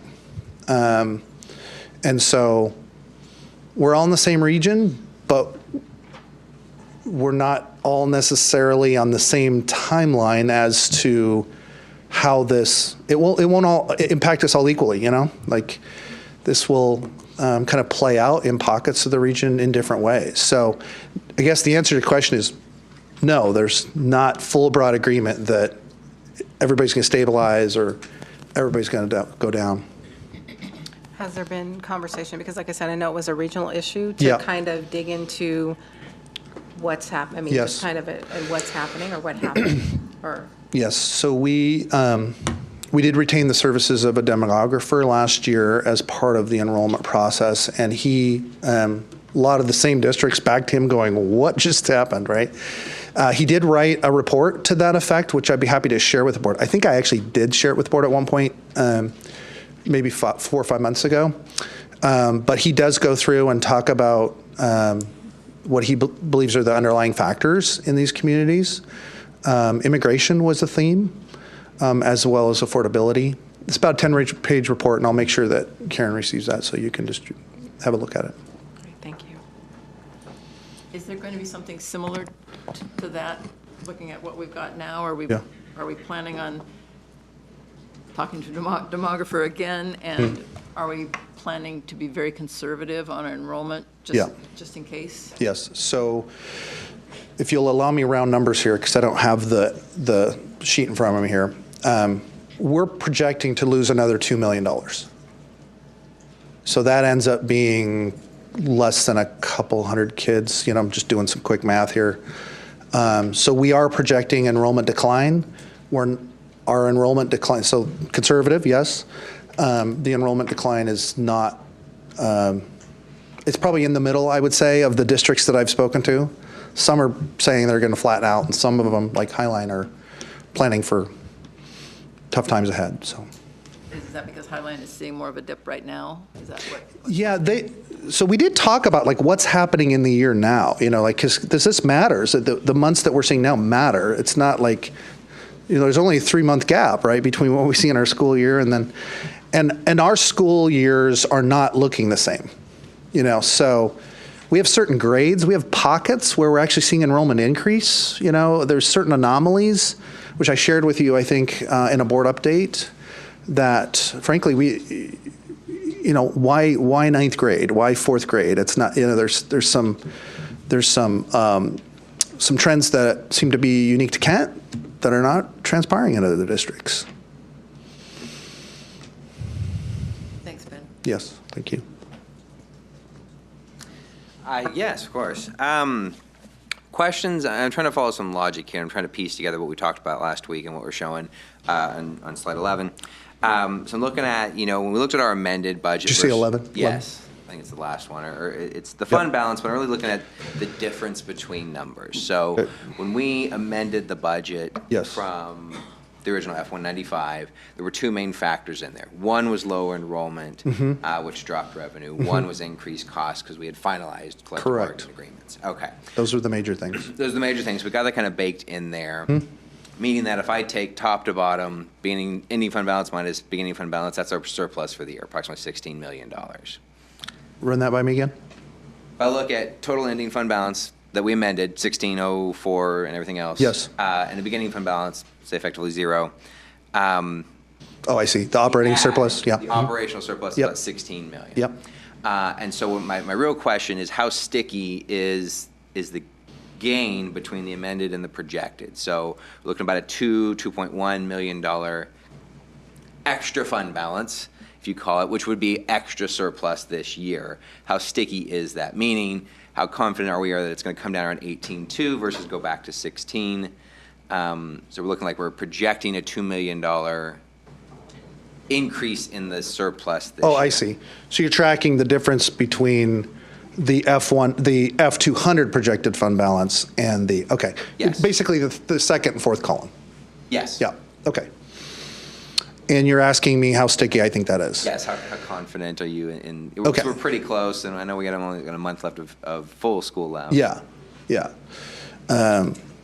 Okay, so I can't get, let me give you some thoughts here. So part of gauging, as I'm learning, end of year dynamics. Last year we had unexpected enrollment decline in the very last month, in the very last 2 months, and that proved to be pretty significant. May and June, much more, much further down. Here we sit in May, so we only got one more month. So, I would say, great, I expect enrollment to continue on, but it didn't last year, so there's that. That factors into that question. The other thing is, summer is a process of expectation management in terms of people with their budgets, trying to spend their budgets at the end of the year. Some of those budgets we want spent because they are programs where we're sending the money back right? Others of them we want to be effectively, continuously, and stably managed, right? We don't want large expenditure in August that's on, right? But sometimes there are one-time expenditures that are large that make a particular program bigger, that stick out. So July and August can sometimes be atypical for certain cost centers. So that's my job to manage that. So I can't say yep, you're absolutely going to get $2 million, but certainly in May, there's not many factors left. We've collected our property tax, right? Our enrollment, we only got one more month, plus maybe some summer school aspects to it. And then the rest of it is managing end-of-year budget closeouts. That sounds easy, but it's not. I'm trying to figure out if this is an additional lever, and I'm just kind of repeating what we talked about back when we first started talking about budget. Our amended budget has approximately a $60 million surplus. Next year, we looked at already a $12 million deficit next year. It's basically erasing the surplus we had this year. Right, that was exactly. Before the legislature closed. Exactly. From that, we had potentially increased costs. Though we don't have the updated numbers for OSBI, we thought it maybe be to the downside because of some increased SEB, and so therefore the $12 million deficit potentially larger. And what I'm trying to figure out is if this $2 million is a lever that can carry into next year to say if we think this sticks because of how our operating expenses are coming in, can we use that as a lever to help cover some of our deficit next year? I mean, to the extent that you're just talking about the fund balance, it's a non-recurring revenue, right? So if you're structurally lower, that's one thing. There's things that we can do to manage as we, so I wouldn't concentrate too much on this $2 million difference in this year, but more like structurally having a $2 million, a reoccurring structural operating surplus. Talk about basically the next year's a dip. Yes. Given that we have the potential, though it has to pass, of bringing back up local levy revenues to compensate for the $1.50, basically. Right. We can't have it, they don't let us collect more, Right. but they're going to let us collect more. Right. But that's looking at 2021. Yeah. And so therefore, we're kind of in this dip, next year's this big dip year, and so I'm trying to figure out how much of this year's surplus can we carry over into next year? Okay, I'm with you. Knowing I'm it's with a you. one-time thing and that, we can't count on it going forward, but we can obviously. I know exactly what you're asking. Let me take a shot at it, okay? Because it really strikes to the heart of the matter. Let me get back to the slide that I think tells the story. Let's go to this slide here. So you're asking essentially the endurance or sustainability of the operating surplus that we have in place. Yes. Yes. I think about that much. And part of what's happening here is that we've been under such fiscal austerity measures. And here's a slide, 2/3 of the way through the year, we're spending 20% of our travel budget, right? So 2/3 of the year, now I realize those are not big dollars, but just think about this across the district, okay? 5,000 supplies and materials, we're at 33, we're at a third when we're 2/3 of the way through the year, okay? Is that a sustainable 5-year model? Okay? So one might have varying opinions on that, right? But we are realizing the, I won't say one-time benefit, but the diminishing benefit of real austere measures in those areas that is both producing a spending level and a fund balance that will be a challenge to sustain over a long period of time, right? So when I give you a funding outlook, I'm basing it on spending, and because that's the only real thing we have, right? But certainly in my mind, as we have these conversations, I'm thinking about, okay, but is this the new normal spending? Like, is this a sustainable level of spending? Are we always going to spend 20% of our travel budget? If we do, why do we have a travel budget? Right? What is the purpose of a travel budget if you're going to spend 20% of it? So we are certainly in these emergency procedures where we are in a fiscal recovery mode. We are having success at that. We have flipped a $10 million operating deficit into a situation where we'll end this year, certainly in the teens of fund balance, with an operating surplus by definition. And now what I'm thinking about long-term is, okay, that spending level, is that a normalizable spending level, right? And that's a serious question, and I'm glad you asked it. I think that answer is enough to carry us forward. Like that's I think what our concern is. How much of this year's spending is makeups for delaying curriculum and therefore we won't have it? How much it is austerity measures that we're still continuing. And it speaks to whether or not this is reoccurring revenue or not. Right. And I think it would be way too aggressive to categorize it as all reoccurring revenue. Okay. All right, thank you. Thank you. Austin, did you have any questions? No, they're all answered. Okay, thank you. My questions have been answered, so thank you, Mr. Rarick, for the presentation. Thank you. Right, at this time, we will go on to 3.02, stay interviews, phase 2, and Ms. Mariah Martin will lead us into the discussion.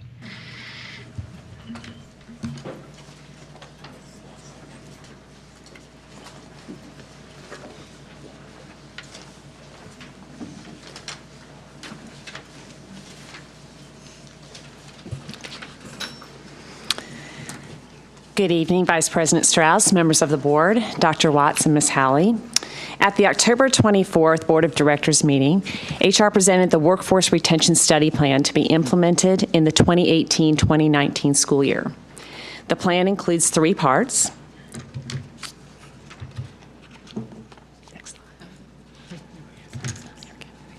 The plan includes 3 parts: the school climate survey, which is in progress with the organizational effectiveness community, the ongoing exit surveys and interviews provided to all employees who separate from the district, and the stay interviews with 2 phases. As promised at that presentation in October, we provided a mid-year progress report on the stay interviews phase 1 at the January 9th, 2019 meeting, which were implemented in November and December. We are now presenting the results of phase 2, which was implemented from late February through April of this year. KEA has also been conducting interviews at school sites, and the results of those visits have not yet been shared with our team. Therefore, these results reflect only the process that we presented on October 24th and again on January 9th. We welcome reviewing KEA's results once they share them with us and look forward to partnering with them. Tonight, I am joined by the team that led this work for KSD. As I shared in the phase 1 interviews, as the Chief Human Resources Officer, I did not read or review the specific data from the stay interviews. It was done entirely by the team who will be sharing tonight. The team consists of non-represented and represented staff, certificated and classified employees, and administrators and non-administrators. The responsibility to retain our diverse and premier workforce belongs to every one of us. This responsibility begins with providing opportunity and access for each employee to share, and then for us to seek to understand how we can better meet identified needs. It requires that we carefully consider each perspective and that we consider how we might leverage our strengths and our opportunities to meet those individual needs. Our presentation tonight will demonstrate how we sought to provide those opportunities, how we considered the full weight of each piece of feedback, and how our analysis of this feedback will guide our next steps. So with that, I hand it over to our team to share what we've learned thus far. Good evening. I'm Brianna Kemp, Assistant HR Director, leading this project. Taking a look back at the work we did this last fall, a quick reminder of what phase 1 looked like. We held 4 group interview sessions, 1 at each high school. For those unable to attend a group session, individual sessions were offered at school sites, and written submissions were also accepted. A targeted survey was also sent out to all employees that were identified as influencers within their building, and we had a total of 91 respondents.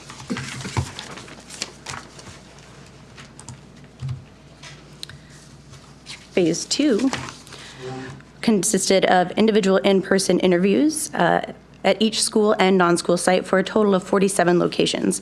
The interviews were similar to the group session in that they were we advertised the designated time that facilitators would be available, and the employees were able to drop in as their schedule permitted. For those unable to participate, we again offered multiple ways to provide feedback. Several responses came via phone interview, or email. We had sent 26 different individuals, volunteers, facilitators from central office administrators and staff, as well as principals who volunteered at buildings other than their own. We appreciate the time that they spent dedicated to this project. Overall, the spread across levels for participants is consistent with the amount of staff we see in each group. So if we're looking at elementary with the 188, we understand that a large amount of our staff is at the elementary level. Although the data was collected by school to protect confidentiality, we again did not ask for any personally identifying information such as name or position, just as in phase 1. Phase 2 resulted in a total of 323 responses, which is just below about 9% response rate for total staff.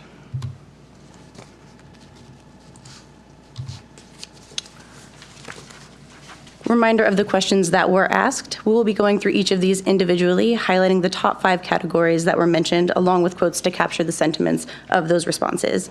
We'll also have some graphs to kind of give a visual representation of the categories that we had 20 more mentions of that didn't quite make the top 5, just for some scope.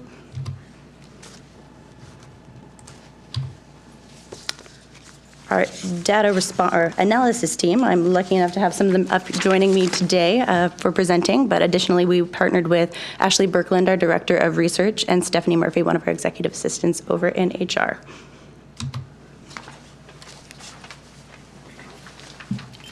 Good evening. I'm Jacqueline Henley, and I'm the Education Assistant at Horizon and the Administrative Intern, and I've had a pleasure of being part of this team as well. After we collected interviews at each site, we went through a similar process, if you recall, from our phase 1, in which we took all of those responses from our interviews and we collected them, and we read through them line by line and coded them with specific categories that emerged as trends.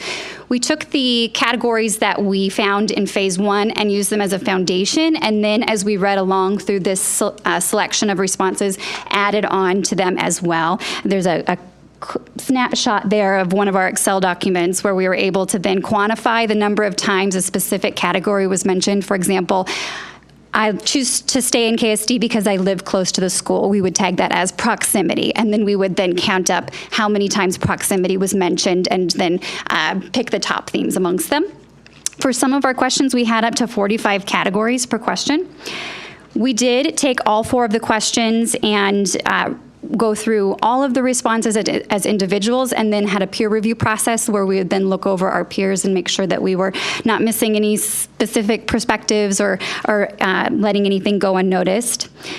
Beyond the individual questions, we then looked at all 4 of the questions comprehensively and searched for any other emergent trends that were mentioned across the board for all 4 questions. Today in our presentation, we have pulled out some specific quotes for the top mentioned themes just to provide you with some context and some real live verbiage that was given to us at our interviews so that you can hear employee voice in some of those responses. Our first question is, why do you stay with KSD? And this will be presented by Tracy Dorr. Good evening. I'm Tracy Dorr, and I'm the ESSA coach at Meridian Middle School. And our first question, why do you stay with KSD? And the top 5 themes were colleagues and staff, longevity, commuter proximity to home, excuse me, thank you, students and administration. The first 4 were the same as in phase 1. Administration was added in phase 2. And here are the snippets of quotes that were a reoccurring theme throughout the interview process for question 1, and I'll let you read those quotes.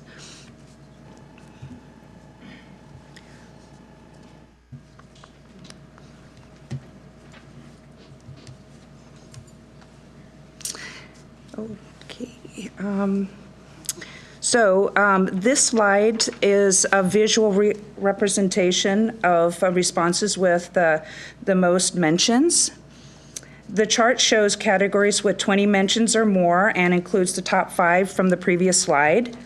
There were 323 responses, and respondents often gave more than one reason in their response. One of the difficulties with taking data from this answer was that of connections between responses. So, for instance, the top scoring category was colleagues and staff, but closely connected to that was feeling supported. Longevity was the second highest scoring category, but closely connected to that in many of the answers was commuter proximity to home and kids attend KSD. So staff lived somewhere within the district and had some sort of connection to the district in some way. Staff often cited personal connections to the district that contributed to their commitment to KSD. And we discussed breaking down the administrative category, school versus central office, but several stay interviews locations were not school-based. And it may be noted that the vast majority of reasons were administrative at the school level, not district level.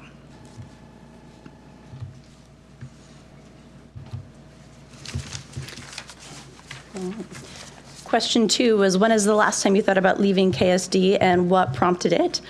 The 5 top responses have not thought about leaving, and surprisingly enough, that was not what we were expecting when we originally started going through this data. However, looking at the individual responses, there were several different reasons that fell into this category that started letting it make sense.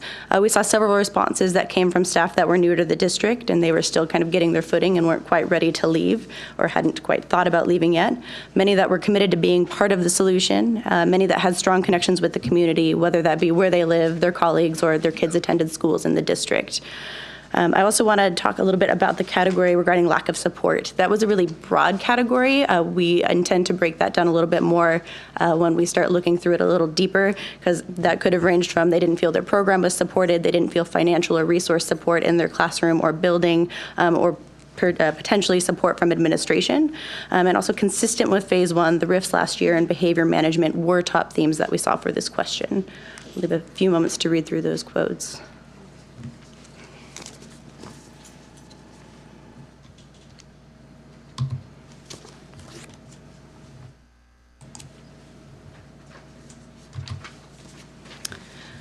Again, this graph shows categories that received 20 or more mentions. Keep in mind that over half of the responses came from elementary. This question was interesting because for elementary, the most mentioned category was have not thought about leaving. For the middle school level, it was job opportunity of more interest, and for high school, it was salary. There were 38 additional categories that received less than 20 mentions, so just kind of to get a sense of how many categories we had for each group. And some of those that were really close to the 20 mark for this one were feeling undervalued, which had 19, and feeling as though the district administration was disconnected from the buildings, which had 18.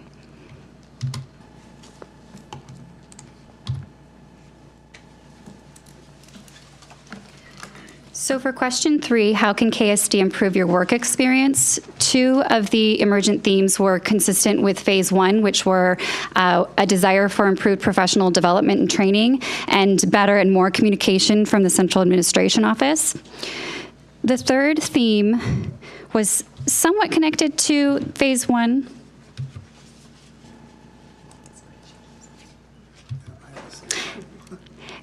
Which in phase 1 was listed more as listening to concerns, but in this phase we found that more consistently it was about response to concerns. And this was a question that was brought up at our first presentation from President Vengadassalam around what are the specific concerns that you're hearing, so I want to elaborate on that. Most of this was around frustration about not hearing or seeing action as connected to concerns with district leadership, around lack of resources, facility, curriculum, and behavior. 2 new themes that were part of phase 2 was more respect and appreciation, and a concern around and desire for more administrative and board appearances and time spent in our buildings and sites so that they have a clear understanding of context and the work that's being done there. I'll give you a moment to look at those quotes.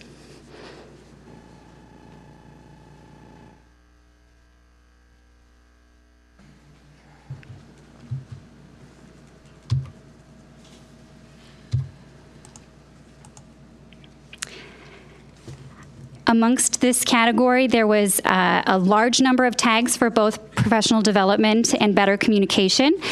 And you can see that there were a number of others that made more than 20 responses. You'll see too, as mentioned in question 2, that more behavior supports is appearing again as connected to employees' reason for wanting to leave KSD.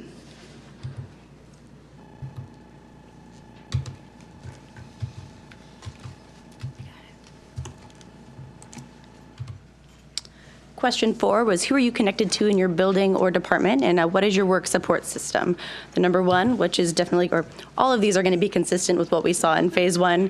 This was my favorite quote, and I do think it truly captured the sentiment of what everybody said. They love their coworkers. They wouldn't be here without their coworkers, which is why it was in fact chosen. Building administration, being very supportive. Their classified support staff, team, and building support staff. Again, these themes were consistent with what we saw in phase 1. There's a strong sense of collegial support at individual buildings, which I would say is probably one of our greatest strengths, and give a few moments to read through that.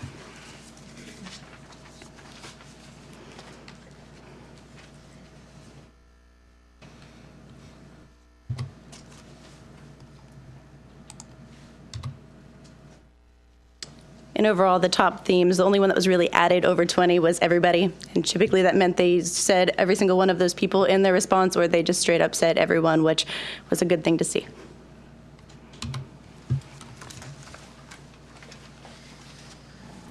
Some recurring themes are that staff feel a disconnect between central office or central administration and the building level. So a suggestion was to find ways to reach out to buildings and show a fuller understanding of what's happening in our buildings. The second theme that reoccurred was supportive building administrators. How can we find ways for staff to feel connected and supported by their in-building administration? And then third was communication. How can we be frequent, timely, and relevant? And these three themes are the same as in phase 1. Process was added in phase 2, and it includes the thought that, is district hearing us? And if so, why are you not doing anything about it? There are a lot of great things being done in the district. We really noted that. But what is the process of disseminating that out to the district?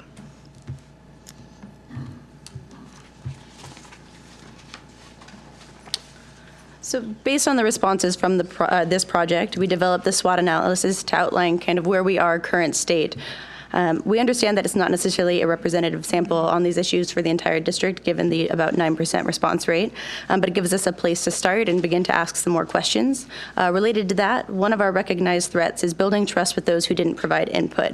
How do we get people to the table so we can address the concerns for everybody and not just those that decided to attend one of these stay interview sessions or respond to a survey, and what happens if we can't do that? Looking at rebuilding and educating about new systems, this identified weakness stems from concerns that were expressed about a reorganization and how there's still some confusion about who to contact, who does what. This links to the identified threat of the lack of clarity in job roles and the good work that is occurring. It became apparent that while there may be support available, if someone doesn't know how to access it, there's that impression that it doesn't exist. Additionally, this lends to the concept that if I don't see it, then it's not happening. With that, we recognize the importance of being able to effectively communicate out what is happening, which will carry over to the left side of the chart when Jacqueline talks about opportunities. It's also very important that we're aware of our financial constraints and factors that will impact our financial stability. Continuing to be proactive in preparing for these factors, such as legislative changes, will be critical to our success moving forward. So we wanted to make sure that we are continuously thinking about leveraging the strengths that we're seeing in these responses and using those to mitigate our weaknesses or potential threats, and potentially building on things that are existing in the district and or could be in the future as opportunities. And so in terms of our strengths, it's clear that our workforce in this response set are very confident and pleased with the support that they receive from their building and site administrators, and that they have strong teams within their buildings. Their colleagues are who keep them going in this job. From our staff, there's a clear investment in our district, in our community, in our diverse group of kids. And in terms of our longevity, there was a resounding message of wanting to weather through this storm together and continue to rebuild KSD to what has been thought of in terms of prior experience, but also in what we could only imagine in the future.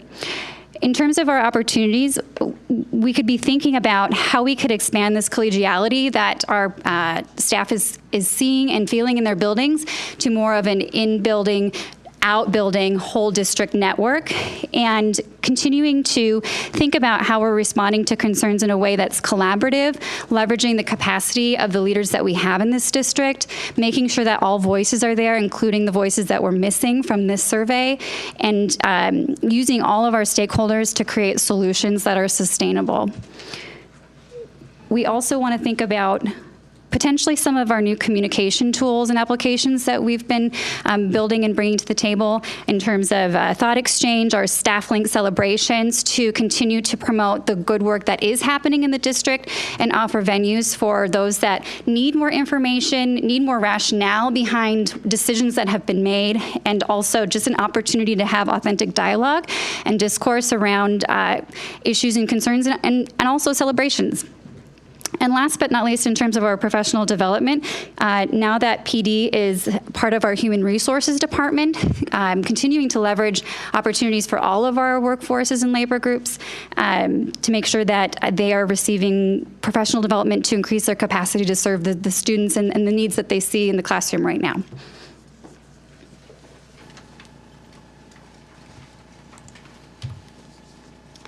So next steps, taking a step back and looking at the full scope of the project again, we understand that stay interviews are just one source of information that we'll be using as we begin to develop strategies for increasing workforce retention. We reported our exit survey data from previous years in the fall at our October meeting. As we get closer to the end of this hiring season, we'll be able to pull that data from the current year, which we'll be able to add to the data that we've received from the stay interviews. Next steps for the stay interview data in general. We're going to convene a cross-representational team to review the data and help us develop the action steps based on what we learned. We understand we can probably come up with some good suggestions, but we don't have all the answers, and having more people at the table is always helpful when coming up with some creative solutions. The information presented today was a very broad overview of a large amount of data. We will be publishing the full results and findings that emerge as we continue to sort through the data with that team, and that document will be made available to the public, our staff, and as well as the board, of course. As for the process, we'll be having an after-action review meeting with the data team, along with those who assisted as facilitators. This work is ongoing. We are going to take some time to learn what went well, what we could do better next time, and how we can be most effective with our time and resources. Sorry. Questions? Right. Questions from the board? Austin, do you have any? Start there. I guess a little bit more of a concern. Way back on question 1, I'm going to assume this was a little bit of a typo. There was, it says administration, and I just want to clarify that there's a big distinction between building level administration and central office administration. Might just because on the quote says about how the principal operates in the individual building, and I guess that just really kind of highlighted, I guess, that right there. It says this question is, why do you stay with KSD? So it's the first one, and I guess that the fact that they like their building administration, but I guess I'm really concerned about how we can increase not building administration outreach, but really support the fact that one of the largest concerns was the disconnection between KSD's central office and the individual buildings. Mm-hmm. Just kind of more of a, I think one of my biggest concerns is when I just saw that, and it just seems over and over again, it's connected to every question in some matter, and not either as a concern or as a question or as a strength or something. So just kind of wanted to say that. So. Thank you. Denise? Yes. So I saw that you have your team of representatives. What is your timeline? We plan to have the group meeting at the first in June, at least a couple meetings, and then reconvene in the fall once everybody has returned. I'm assuming we're going to have people who are 9 months on that team. So by June, we'll have a team ready. And the goal is to develop support systems. Kind of really look at what people said, develop some action items, kind of dive deeper into what they said, because again, this was very broad, and of course, we all haven't had an infinite amount of time to look through this. So I think more eyes on it to really, truly get what people are asking for, and then develop steps to fix those moving forward. Yeah. Is there a plan to do something similar with administrative folks, so principals or central admin? Because I know these things go across the entire district, right? And so is there a plan to provide similar opportunities to central office staff, other administrators, to help support them as well in this work? A couple of things I can speak to just really quickly is I think it's important to mention that all the stay interviews were offered to every single level of the organization, the opportunity to participate and have their feedback presented. Cross-representational team absolutely should include all different levels, whether it's central admin staff, and that could be that could be administrator, non-administrator, school-based staff. We're looking for a wide group of people. And I think that the important thing is when we think about action steps is that the action steps really should be developed with that cross-representational group as they take a look at that data and say, so what are the major trends we saw? what types of moves would be needed to begin to address this? What types of moves are you already making? And as Jacqueline was sharing, there's a couple things we're already putting into place, whether it's thought exchange or maybe conversations that are happening that we can say, could we leverage that to address this need a bit more? And hearing from our stakeholders as whether or not they think that would be valuable as an action step. And then once it's complete, how are you going to get that information to see what you're doing is effective? Will there be another survey after a certain amount of time, or what does that look like? Absolutely. I think that certainly stay interviews are not finished. We will continue to do this work every single year. It may not be quite as intensive as all 43 or 47 sites that were visited, but certainly several different access points. I think that'd be another great thing to come together with the team and say, what does this look like in the upcoming years so that we can assess once we put this action plan into place? How do we assess that it worked, that plan, do, study, act? How do we adjust? How do we report out? Is that accessible to everyone? And then how do we continue that process year after year? Thank you. Thank you, Karen. When you said there were 47 different sites, I'm assuming that we're talking to all employee groups, not just teaching staff. Is that right? Do we have a breakout of, from the 323 responses that we got, what percentage came from, or not percent, what number came from each employee group? Yes, I can go back to it. So, well, not specifically in this presentation is the by each group, but I can get those numbers for you. But 55 of the total came from the work groups outside of school sites. So that was nutrition, services, maintenance, and central office. And we didn't specify in buildings between clerical, paraeducator, and certificated staff or administrator, and that was all kept anonymous. Okay, so that's just considered building staff, Mm-hmm. is that right? Correct. Okay. Yeah. And maintenance is considered building staff too, or custodians? No? If the custodian in the building chose, we incorporated them into that. But if we went to the maintenance location, then they were kept separate into the work groups. Thank you. I guess because I'm looking at next steps, and I'm seeing that it's gather more data, it's get more people talking, it's get a work group together, but I'm short on, or I'm not be able to grasp, like, what are some hard actions we can take out of this? Meaning an action that goes beyond the HR realm, that goes into the building level or something like that. Right. So, and Bree can speak to this as well. One of the reasons why we wanted to get a team together is because some of these are small wins and small actions that can be taken immediately that we wanted to jump on, and some are more complex, like how do we build the we of KSD again? That's not something that our team of 4 or 5 is going to solve. We need to have a real collective around that and have more rich conversation, especially in seeking people that didn't come to the table for this. An example that I can give you in terms of small win, because we did collect information based on site, I can tell you that in our Meridian stay interviews, we had many complaints about plumbing, and that's a small win. We're going to get together and we're going to look at some of those easy tasks that by connecting the right people in the district, we can help to solve some of those work environment issues that people are concerned about. The more broad, generalizable, idea-based, theoretical things that take more people to get to the table are what we want to have more rich conversation around. Does that answer your question? That answer, and I also think I want, especially for us up here, is there's some things in there that could come to the board level, and I think we need to pull those out or find a way to get those forward. Because I hear people mention about policies that need to be updated, financial constraints, not understanding what teachers do at a building level. Those are things that can come up to the board level, and making sure we identify those and either get that on our work session or policy updates, whatever we want to do. So that we can be involved in taking any action that necessary. Mm-hmm.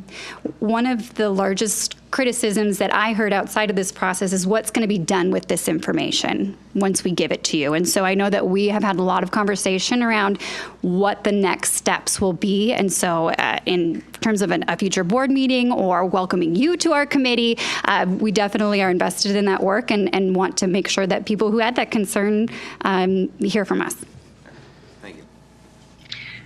I just had one quick question. So how is the team going to be selected, or how are they letting you know that they want to be part of the team? Good question. Excellent question.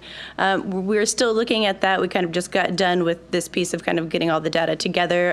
I do, of course, want it to be a volunteer piece, but we do want representatives from all communities here at the district level, as well as representatives from all of our bargaining groups, or all that are willing and able to participate. But we have not come up with a selection process just yet. Okay.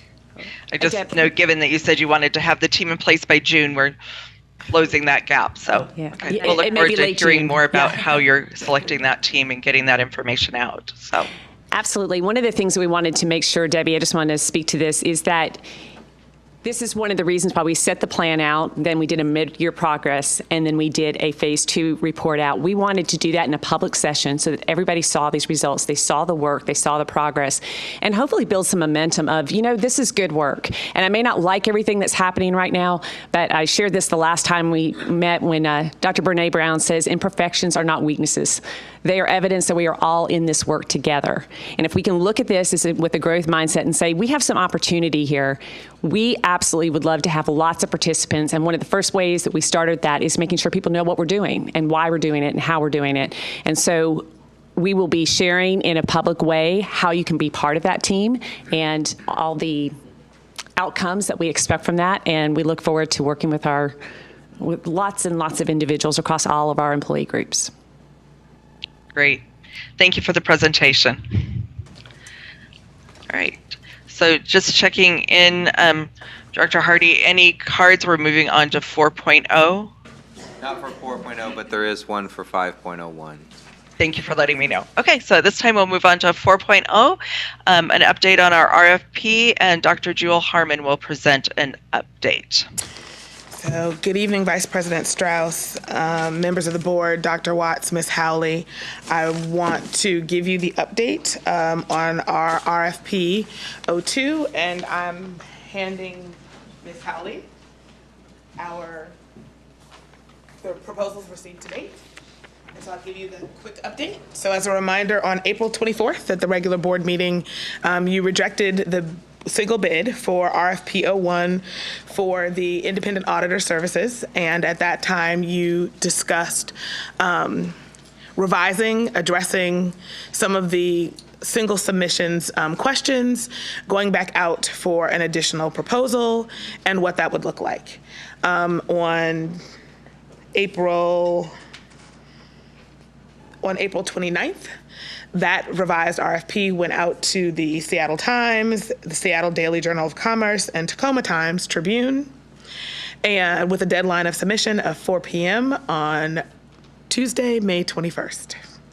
And so what you just received this time is a single submission once again for that proposal. And so we could not discuss that without an opportunity on the regular board meeting agenda to talk about when you'd like to review that or what the next steps might be in terms of going through that work. So here we are. Just to be clear, submission is here. It's sealed. It's from the same firm that provided the previous one, though I don't know what it says. But I've been assuming it's the same. They hopefully they altered it. So we have it. So without remembering what's in the RFP, what is our obligation to respond to them? Do we have a deadline a timeline in order that we have to respond? So there's not a deadline that says you have to respond to an RFP within this particular window. In the initial announcement of this RFP, you did say that you would come to some decision, I believe, in June. Yeah. So that gives you a month to schedule a time to review as a group, do your independent reading. If you're going to do that, come back together, have a conversation about that, and then make a decision as a board. So that is that, and that's it. All right, so then as far as next steps, then we would need to schedule a time to go ahead and review the RFP that's been received. So we can work with Dr. Watts and Ms. Hawley to schedule that. I recommend us looking at it individually first and then coming to that review ready to basically give a yes or no on accepting the response. Yes, and I believe there are multiple copies in there. It's sealed, but it feels like there's... Yes, it's significant. So. Okay. All right. I'll distribute after the meeting. Okay. Thank you. Okay. Well, then, if there's no other further questions from the board on 4.01, Then we will move on to 5.01. So we're into our Board of Directors discussion and approval. And I understand we do have a card on 5.01. Mr. Hardy, can you please let us know who it is? Yes, one card, and he is ready to speak.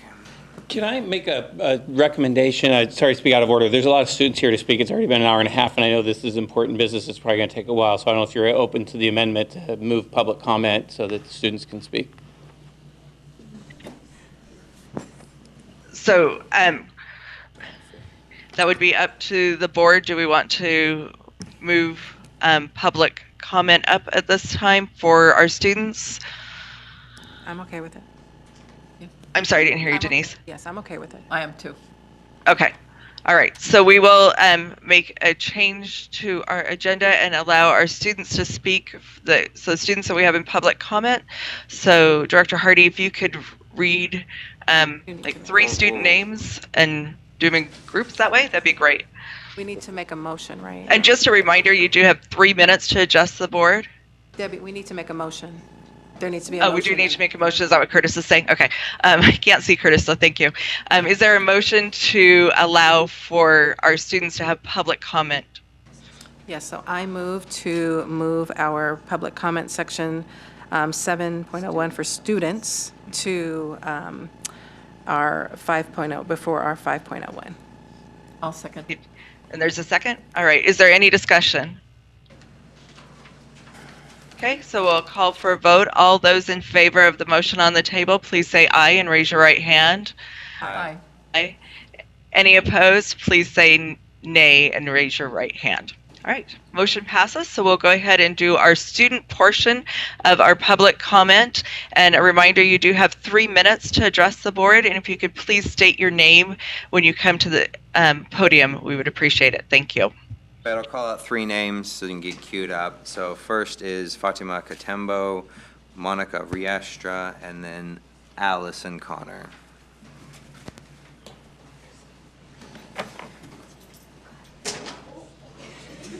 Please come over here. Okay, hello, I am Fatima Katembo. I'm a sophomore officer at Kentwood High School, and I want to first thank you guys all for being here with your business. It's a lot of work. Also, I have a few questions. One is, why $8 million right now? Like, we know you guys, we know we're in debt, but why $8 million? Like, why $8 million? Like, can it be, why can't it be shorter, like $4 million? Because the impact of $8 million, that $8 million, that money is from teachers, and that's like, why, like, human lives with their money, so like, I just don't understand that. And also, is there any way it's instead of attrition to any like way instead of attrition, so it could be an easier way for teachers, because attrition, like some teachers don't have a spot now, so what does that happen to them also? And I'm just really concerned because we know this is like a move around, it's not riffing or nothing, but it's just trying to like figure it out. I understand that, but what about the teachers that don't have an opening? What happens to them? Like, are they just stuck there and they just don't know what to do? So, yeah. Okay. I think I'm done.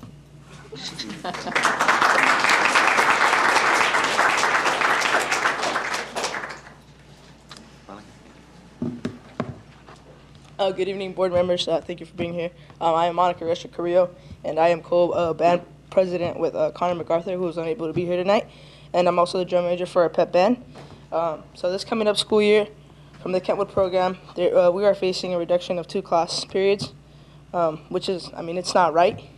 We are forced to cut our percussion class and our concert band, and the concert band consists of freshmen. We will have to combine our concert band, our symphonic band, and our percussion class, and the class would be roughly around 70 kids. We have a lot of percussionists for some odd reason. There's like 30, plus the incoming freshmen is another 10. We only have 2 seniors, so there'll be a lot of percussionists. Our band director, Brian Rascone, he's amazing, but he's only one man. It would be impossible for him to give every individual the attention we each require.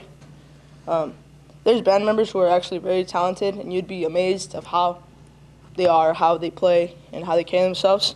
But if we have a class size this big and cutting classes like that, there will be no chance for him to work with everybody individually. There will just possibly not be enough time for everybody to get around and for those students to actually excel and to their full potential that they have. As a band kid and as a KSD student, we are concerned about our future of our music and our school. Thank you, KSD Board.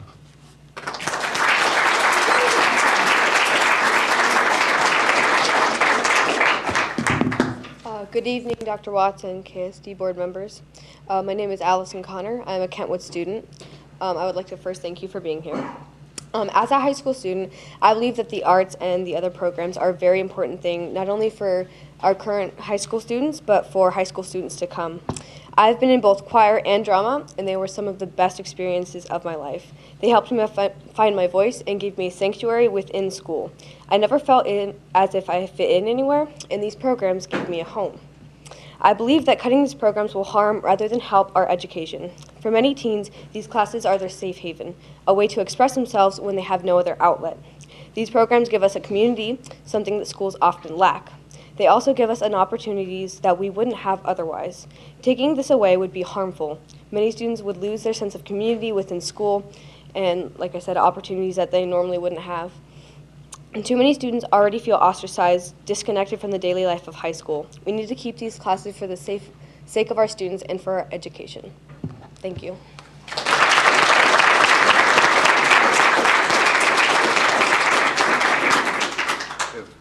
Reagan Langholtz, followed by Amelia Simmons and Declan Brennan.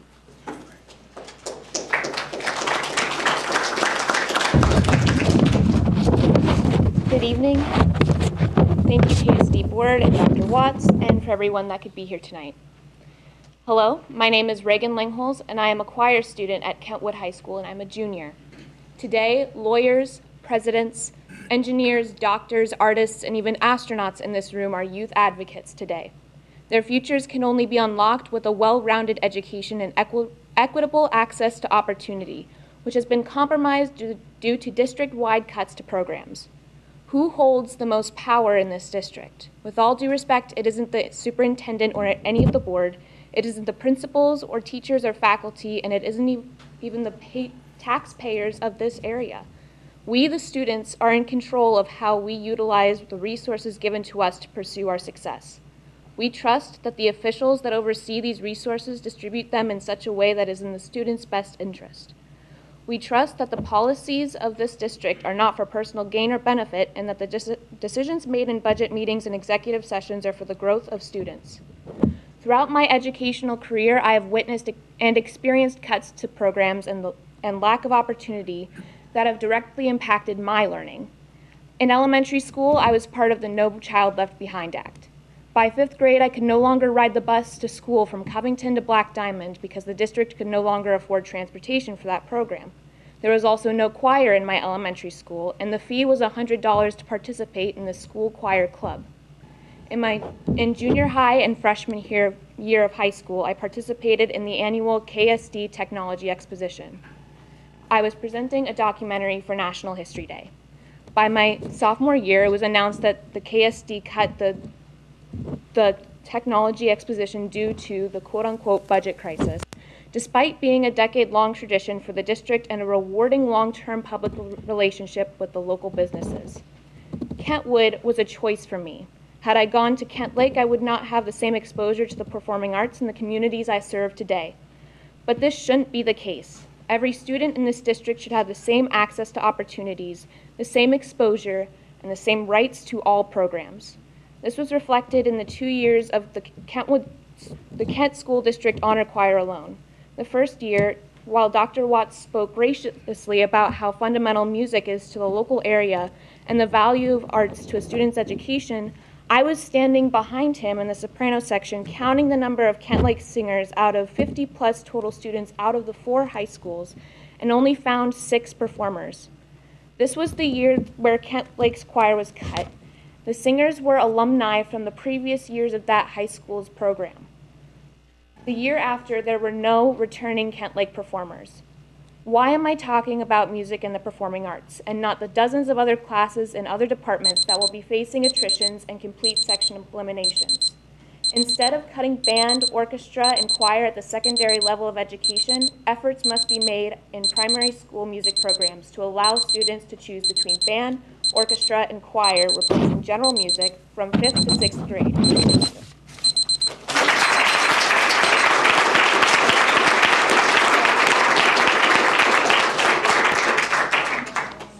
Hello, I'm Amelia Simmons, and I'm a freshman at Kentwood High School. Good evening, Dr. Watts and members of the school board. Thank you for the opportunity to speak.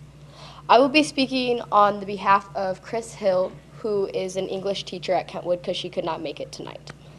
Last summer, she spoke to you about the importance of spending money the state legislature to increase compensation for school staff, rather than using it to fill the district's reserves. Tonight, I come before you to consider spending the money the state set aside for education to pay for teachers and programs that support our students rather than rush to restore the reserves. I come before you to ask that you consider how all the decisions being made by HR and finance are impacting students. Cuts to art programs across secondary schools are devastating, but this is part of a broader problem caused by fiscal mismanagement. Our students have suffered for the past 2 years, and with the decisions made to ruthlessly slash teaching and counseling positions, shift teachers and counselors to positions they are not suited for, and cut programs, that suffering will continue for years to come. The staffing decisions this spring have been dehumanizing and demoralizing. Cutting to meet the bottom line goals is not the best interest of students. There's a way to build a balanced budget, healthy reserves, and maintain programs. She knows this because she spent 13 years as a journalist covering organizations and writing about budgets, including this district. A school district is not a business. Our students are not products. Yet adults in this district office make decisions based on numbers on a paper that absolutely do not benefit the students by treating staff as numbers that can be cut without considering the human cost. Teachers change lives, teachers save lives, but these cuts are being made without the input of administrators who were then asked to do the dirty work. We need to treat the teachers and counselors in this district like the extraordinary, selfless human beings that they are, and put the students they work with at the center of our decision making. And if you won't listen to the teachers, listen to the voices of our students who are crying out for the education they know they deserve. It's not too late. You can save people and programs. You can restore order and stability to this district. When you make the right choices for students, just about everything else falls in place. The mission of this district, and I'm paraphrasing here because the mission statement is no longer plastered on all things KSD, is to successfully prepare all students for their futures. That is my goal. That is the goal of parents. That is the goal of students. Remember, your purpose is student success. Do not fix your financial mistakes on the backs of students. They deserve better. No, our students deserve the best. I urge you to give that to them before it's too late. Thank you.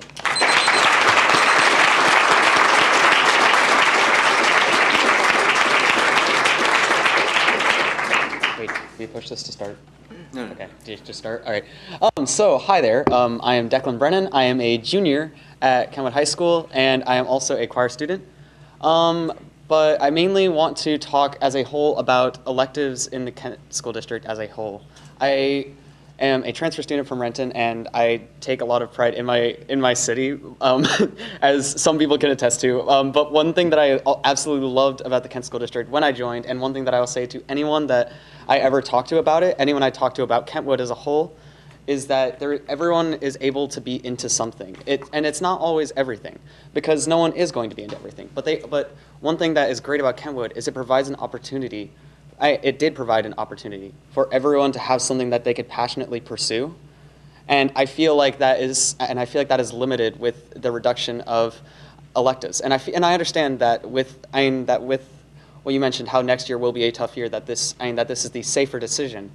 But I believe that taking the safer route in this case a riskier decision in its own right, because you're losing not only the potential for any of those programs to come back. One example being the Chinese program, where the one teacher we have in the district that can teach Chinese, Ms. Schaefer, is considering leaving the district due to the fact that she has been treated like a complete joke in many respects. Her program last year was decided almost suddenly to be cut from Kentwood High School. Then she attempted to bring it back to Kent Meridian for next year.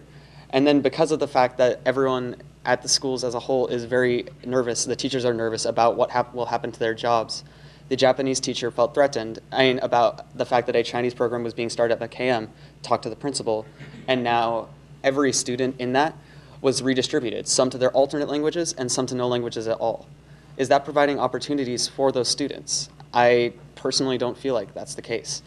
Meanwhile, another example of that is the reduction of I guess one thing is the reduction of choir programs at Kent Ridge. Jazz choir being one in particular that is confirmed not coming back for next year, and that's an opportunity that is just gone for any student. And I feel like that is slowly but surely would slowly but surely whittle away at the reputation of the district and the reputation of any school there, which would eventually lead to less transfer students, which will lead to a drop in enrollment, which altogether is a riskier move for the district as a whole. I feel like the safer thing is working to preserve what makes the Kent School District what makes it such an attractive district to be a part of, and one where anyone can ask you, what's it like being at insert Kent School District school here?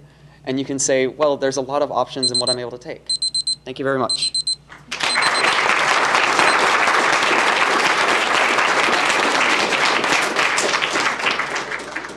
Next three up are Martin Rosales, Faith Nyenga, and Belana Bogar.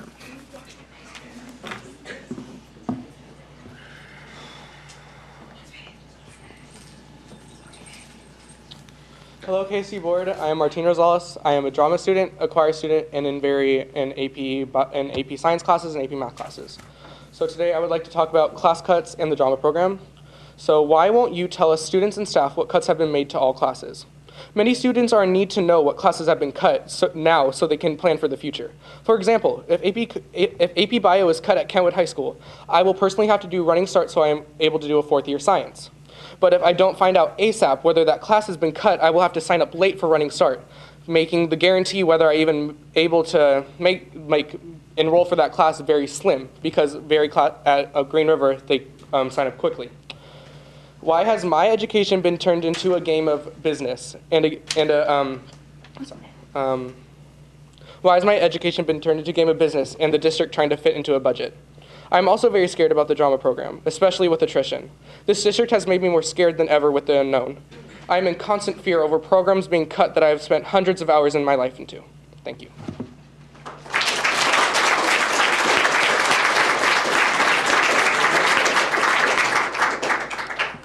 Good evening. My name is Faith Jenga. Excuse my voice. I wanted to say thank you guys for giving us this opportunity to speak to you guys. I've had multiple amazing opportunities to work with Dr. Watts in my time here at KSD, from being in what's happening in middle school to being a part of the Student Leadership Advisory Board for Kent School District. A big topic, as you know, that we've been discussing is equity, which brings me to proposition number 1.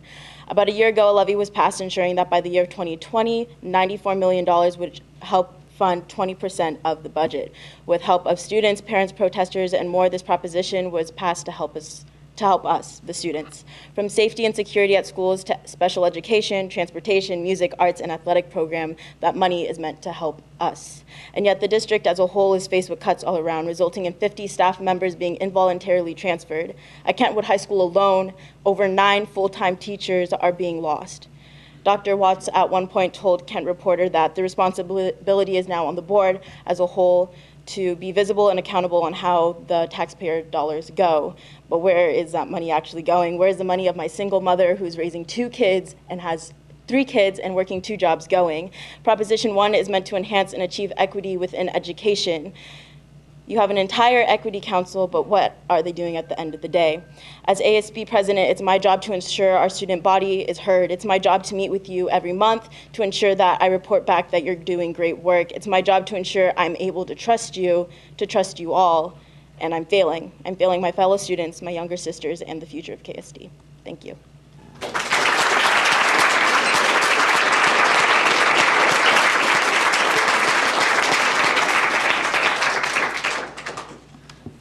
Hello, my name is Balana Bogar, and I am a sophomore student at Kentwood High School, and thank you for being here today and listening to us and our concerns. The students that are here today feel hurt that money is being prioritized over their time and passion of education and music. The district encourages us to try new things and attain art credits throughout our 4 years at school. However, by cutting even one of the multiple specific arts, it will be detrimental to those who want to pursue a serious career in their passion. It's discouraging as well when we discover that we cannot level up according to our skill level. For classes, especially what I've learned for band, the wind ensemble is the advanced level, symphonic band is intermediate, and concert band is freshman. There's also percussion band, which so percussionists don't have to stand all day and waste their time practically in the class. Percussion band allows them to work on fundamental skills that they want to do for the future. And jazz band, which is a 0-hour band, provides an opportunity for those in advance to move on to an even farther level and create more of the fundamental pieces and for the future. So the music cuts also caused an unsteady atmosphere within the school. As they made clear before me, we feel as though we are betrayed because of the broken promises and the levies that provided those promises to us to secure our school. We as students have become to distrust the district and who has promised to protect us but yet has broken those promises. We understand that by cutting the music budget, which is why music programs are being cut, is saving money for the future. Yet the reason for the budget cuts is due to kids leaving. The irony is that students are leaving because of the budget cuts and because of the less of an opportunity. This will cause a never-ending cycle of cutting and cutting until there's nothing left to cut, which will be detrimental to us and our Kent School District. So my question is to you, how do you plan to secure the students' trust once again, ensure that the cycle ends of cutting and cutting, and how much is the district willing to sacrifice the music programs to maintain the budget? Thank you so much.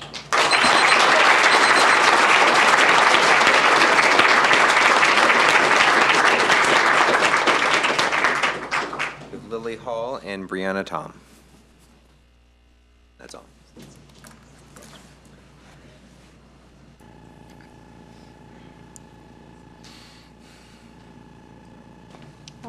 Hi, my name is Lily Hall, and I'm a 7th grader at Meeker Middle School. My friends and I have been taking band and orchestra since 5th grade, almost 3 years. Right now, we could take them through high school, each year building on the last. If you combine the 7th and 8th grade classes, we would spend more time repeating lessons because the more people there are in a class, the more people need extra help. We would also spend most of the class tuning. The proposed class will have at least 50 people, which is conservative considering that there are about 47 people in our class this year, and there will be incoming 7th graders in our class as well. Let's say tuning each instrument takes about 40 seconds. That's about 33 minutes tuning.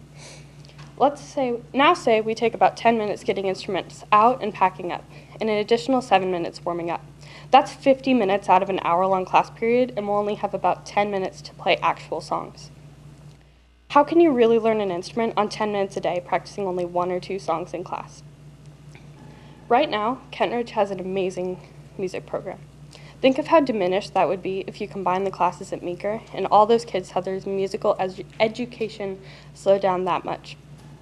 Learning an instrument helps in other subjects too. I know this from personal experience. It helps with persistence, concentration, awareness, and confidence. Persistence, because it requires you to practice and practice and practice until you learn a new song.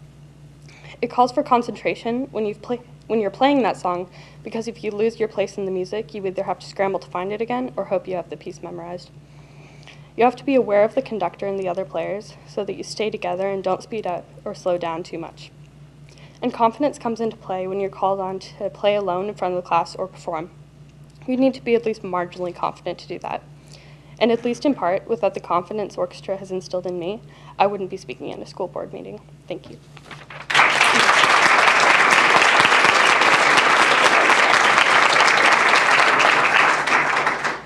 Good evening, board members. My name is Brandon Tom, and I'm a 6th grader at Carriage Crest Elementary School. I think it's time that the school board makes better decisions. Your motto is successfully preparing all students for their future. But yet you cut dual language from Carriage Crest, and then you start cutting music, arts, and AP classes. Does that sound like successfully preparing all students for their future? Now that you cut AP classes, arts, and music, many high school students may not be able to get into their college of choice. I'm very disappointed of these poor choices you made. These poor choices highly affect many families, including mine. It's time for the school board to step up and do their job and restore the Kent School District to the award-winning district it used to be. Thank you.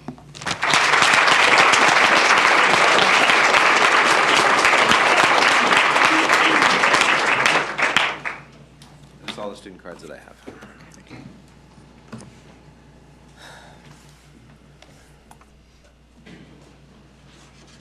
All right. So thank you to all our students that have participated, and we will now go back to 5.01, and I believe we have one comment card.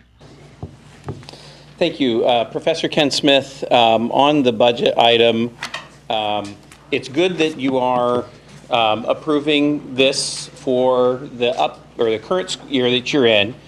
It's not good that you aren't approving it for the prior year. And I think one of the concerns that the students are well aware of is not paying attention to the details. So if you go to Chapter 2 of the State Accounting Manual, and you could bring it up on the board, 2-3, it clearly states that in every annual budget, you have to put everything in there, including, and let me read to you, for each fund, the budget shall contain the following: transfers, which are self-balancing, must be included.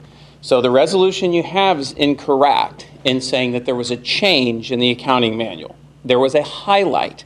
It was clear, and always has been clear, and this was brought to your attention in November, that you have to have a budget resolution. It's easy to fix, and I'm not sure why you haven't fixed it, but you run all kinds of risks by not complying with the state accounting manual, which is also a part of the state law. So the resolution you have is incorrect in saying it's a change. It's a highlight. It was always required, and you really should include the 2017-18 year in this resolution, or you'll be out of compliance for that, running the risk of getting an unclean audit opinion, putting your bond rating at risk. There's no reason. It's fiduciary. It's not your fiduciary duty to not fix the 2017-18 year. You can do it, and I'm not sure why you haven't, so I hope you do that tonight.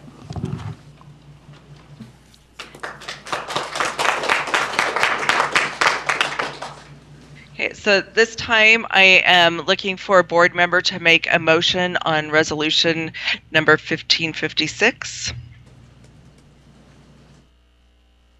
I'll move that we approve Resolution 1556, the authorization of the interfund activity in the 18-19 general and capital fund budgets.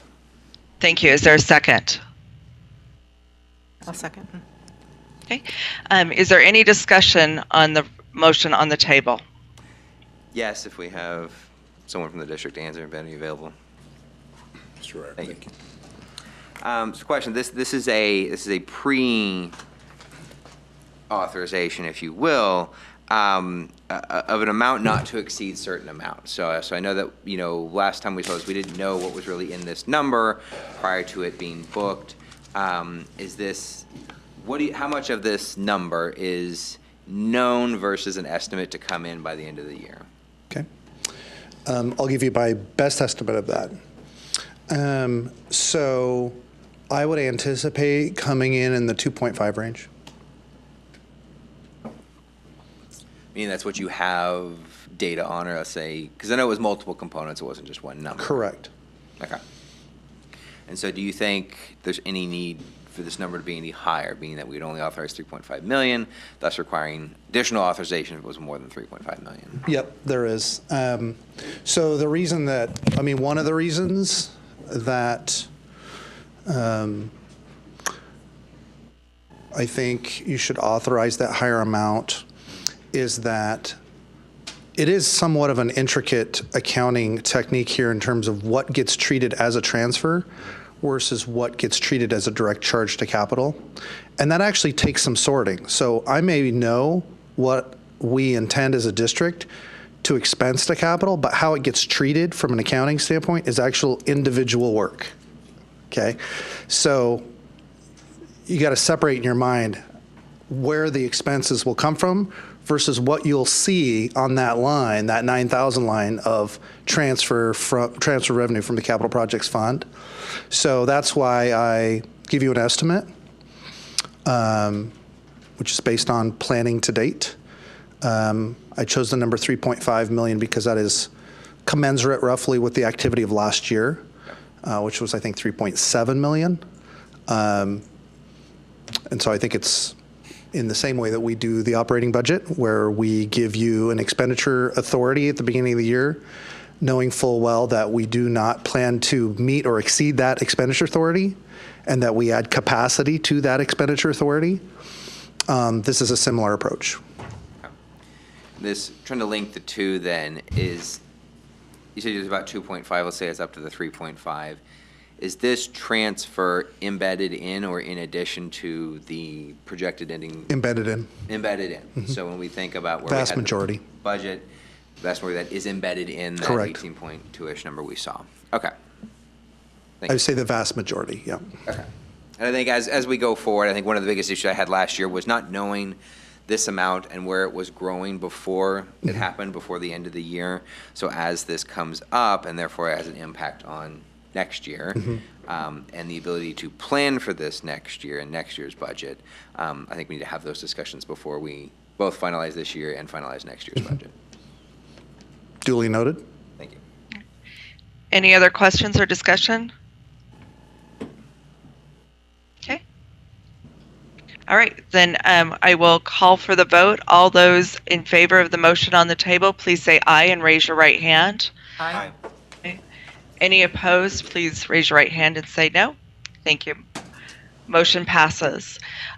We will now move on to 5.02. This is the resolution for surplusing of Macmillan property. So may I have a motion? I move that we pass Resolution 1557 to surplus Macmillan assemblage property south of Mill Creek Middle School. Thank you. Is there a second? I'll second. Thank you. Is there any discussion? Confirmation, if you would, as I see someone coming up to answer my question. It's confirmation. This looks like step 2 of what we talked about 2 weeks ago. We declared it surplus, or sorry, we did something. Now this resolution is to actually surplus the property, and with the intention of the city of Kent, I believe we talked about, of course you can verify, the intention to sell this property to someone who already wants it. That is correct. Is it the whole property? I know there's several different. Yeah, there's 8 parcels there. So really, the city wants a little sliver right up against the creek, because they're going to do some work on it, and then the rest of it would be somebody in the area would like to purchase that. So nothing's going to be left over. There would be nothing left over as far as I'm concerned. Yeah. Okay. That was. All right. Any other questions or discussion? All right, I'll call for the vote. All those in favor, please say aye and raise your right hand. Aye. Any opposed? Please say no and raise your right hand. Motion passes. Now on to 5.03, the Career and Technical Education Computer Lab. I'm asking for a motion.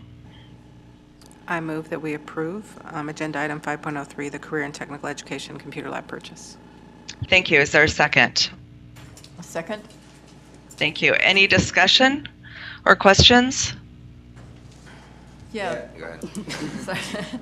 So it's saying there's 4 computer labs, CT computer labs at Kent Meridian, Kentwood, and Kent Lake to replace the existing labs. So Kent Ridge is not included. So the labs are replaced based on our normal IT refresh schedule. So when the computers are basically out of date, the CTE labs are updated with the other computers when they're basically no longer going to be supported. And so Kent Ridge is someplace else Yes. down the line. If the CTE report kind of maps out, I think in April we reviewed that, and it maps out the specific refresh schedule for the different CTE programs. I think that's. So my question was on kind of the per unit cost. It's significantly higher than we do our one-to-one laptops, we're talking $750. This is $2,000 per unit. So I want to understand, $2,000 in 2019 buys a lot of computer. So I want to understand what, if a replacement, is that the cost it was last time, or we think it's going to be less than this? So that's specific to the programs that are being used. So these are Adobe, which are like high graphics needs, some photography and those type of things. So a little bit more beefier machines. Because is this a, I guess, approval to purchase it? Because I don't necessarily see a purchase order or an invoice that or a contract that we're specifically approving. So yes, it is an approval to purchase. We just thought it would be best to bring it before the board for approval because of the significant cost, and to make sure that even though it's a part of our regular refresh cycle, the amount exceeds what we typically pay because this is an upgrade for a CTE lab. Everything, are we buying through a? It's our same vendor. Yes, it's Okay. I think it's Micro. Microcomputer K-12s. Yeah. Okay. And that is all of my questions. Any other questions? All right, we'll go ahead and call for the vote. All those in favor of the motion on the table, please say aye and raise your right hand. Aye. Aye. Any opposed, please raise your right hand and say no. Motion passes. Moving on to 5.04, I'm asking for a motion to approve 5.04. I move that we approve Agenda Item 5.04, Comcast Fiber Support and Services Agreement. Thank you. Is there a second? Oh, second. So yes, there was a second, right? Any questions or comments? I guess we'll have a general question of why do we have to, it seems like we have to do this versus choosing to do this, and I just want to understand why rather than what. Did you say, could you say that again? I'm sorry. Reading this, it seems like we have to do this because of something else that happened outside of just us. Yes. And just clarifying that and then why this is what we have to do.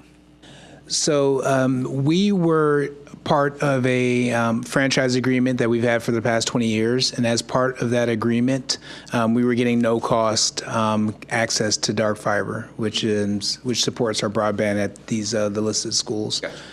As part of the renegotiation with Comcast, because Comcast has been doing this locally, regionally, renegotiating a lot of their contracts, and so we just got caught up in this portion of it.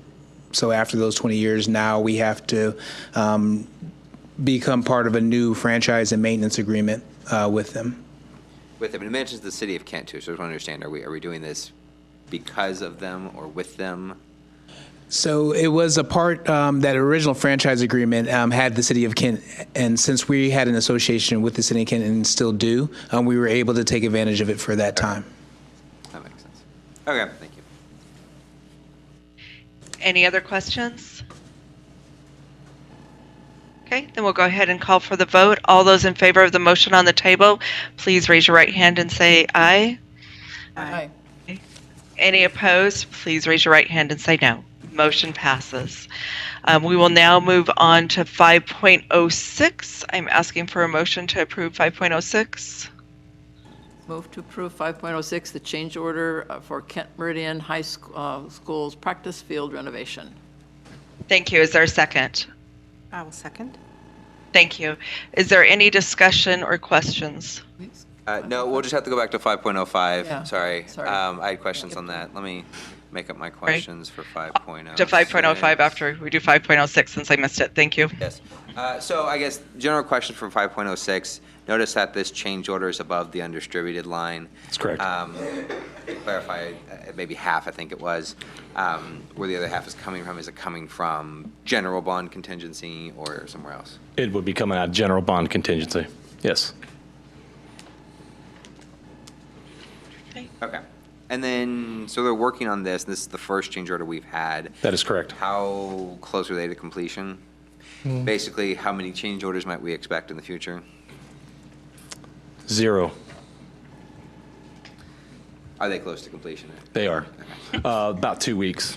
Okay. And the reason why this one is we've spent a lot of money in that field, and I really encourage the board to come by in a couple of weeks and take a look there. It's a brand new turf field. It's a brand new practice field. We're going to have new tennis courts out there this summer. And then I think Israel and I decide to push a little seal coat over there. We really want to make that a premier place, just like all the rest of our schools. Thank you. Welcome. Thank you. Any other questions or discussion? All right, so I will call for the vote on the motion at the table for 5.06. All those in favor, please say aye and raise your right hand. Aye. Aye. Opposed, please raise your right hand and say no. Motion passes. Going back to 5.05, I'm looking for a motion to approve 5.05 technology levy purchase. I move that we approve agenda item 5.05, technology levy purchase, integrated library system replacement. Thank you. Is there a second? I'll second. Thank you. Any discussion or questions, Ross? Yes. So this is a system replacement, right? So this is buying something to replace something else. It looks like there's a cost savings in there. I always cringe every time I see the word user-friendly because I don't know if it's actually gone through any user acceptance testing of our users. I mean, this is integrated library system. What kind of user acceptance testing did we do with our own librarians or demos or something to say that the cost savings on licensing fees isn't going to be overrun by frustration with the system? So we had a representative group of our teacher librarians as part of the review process and also as part of the demo process. So they were represented. And as part of our conversations our conversations with the company, as well as the fact that this is the standard system used across our region and across the state, a lot of that user acceptance testing has happened as part of just implementation of the system across all these teams. And was there any other system looked at other than that one and the one we have now? We looked at a few other systems, but all those are minor. Kind of, it would be the equivalent of us buying something that was, programmed in someone's garage. In some of these cases, this again is the standard system across most school districts, especially our collaborative school districts across the region. It looks like it's taking us 10 years to replace the existing system, so how long do we think we will be using this one before we look at it again? That is a very good question. Based on our findings, most school districts that have had this system have had it continuously for the last 5 to 6 years. And considering the improvements that they continuously make with the system, since they're owned by Follite, they have a lot of resources to do R&D. So we expect this to be an ongoing system, but that's kind of hard to determine. Gotcha. Yeah, because we're using tech levy funds. We're using a separate pool of funds to do this, not necessarily anything that's recurring. But it will be a savings from the existing licensing fees on an annual basis. Yes. Okay. That was all my questions. All right. Any other questions or discussion? All right. I will call for the motion. All those in favor, please say aye and raise your right hand. Aye. Aye. Any opposed? Please raise your right hand and say no. Motion passes. All right. At this point, we are moving on to consent agenda. Just verifying, do we have any cards for consent agenda before we move on to that? No, we do not. Said yes or no? No cards for any agenda items on the consent agenda. Thank you. Is there anything that anyone from the board would like to pull from tonight's consent agenda? Okay. Then I will go ahead and ask for a motion to approve the consent agenda. I move to approve the consent agenda. Thank you. Is there a second? I'll second. Okay. All those in favor, please say aye and raise your right hand. Aye. Any opposed? Motion passes. We are now moving on to 7.0, communication from the audience. And again, as we stated in the beginning of the meeting, we accepted comment cards up until 3.0. So if you don't hear your name called and you returned your card in after that, it's part of our protocol. So Director Hardy, could you please read who our comment cards are from? Sure, I'll read the first three again. We'll start with Christy Caravaglio, Lisa Racas, and Diane Javelli.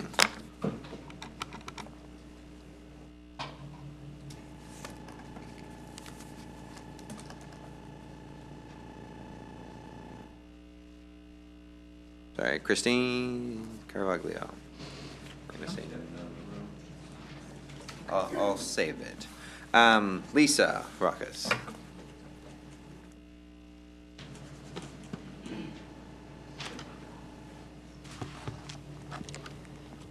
Hi, I would like to address the proposed program cuts. Enrollment is projected to be down a total of 800 students across the district next year. There are 24,000 students at KSD, so this is approximately a 3.3% reduction. Kentwood, specifically, will be down 146 students, which, based on the algorithm used for standardized reductions, this would equate to 5.6 FTE. Yet our principal was asked to cut 9.3 FTE. That's 48 sections. We are losing valuable AP classes for our students next year. We're losing counselors. We're losing 3 music classes. In fact, our music program has been targeted for the deepest cuts at 40%. I'm losing confidence in this school district. As I see it, the district and its reputation have deteriorated, and mostly due to mismanagement of budget funds and lack of accountability. Dr. Watts has said that running a school district is like running a business. If you want to look at it that way, performance metrics are down, projections and forecasting for enrollment rates have failed year over year, the budget expenditures cannot be accounted for, and money has been misappropriated. An $8 million rainy day fund, now I think we're in our rainy day. Levy funds that should be available can't be accounted for. This sounds like a failing business to me. In any other business, these results would be cause for terminations. Parents have filed lawsuits and petitions against the district. Students are forming meetings, public gatherings, and walkouts. The KEA has filed a vote of no confidence for the second year in a row. Last year, the Kent Principals Association filed a 7-page letter of concern and action steps, and another letter of concern with action steps this year.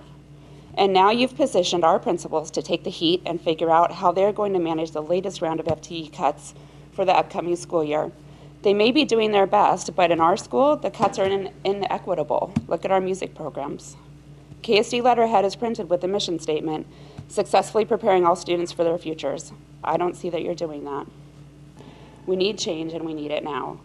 Lastly, at the community conversation meeting held at Kentwood, I presented Maya with a packet containing a support letter statement from Kent Lions Club in support of our music programs, a support statement from a Covington business where our band kids performed for their grand opening, and essays from 16 of the 2018 graduates regarding the importance of our music programs.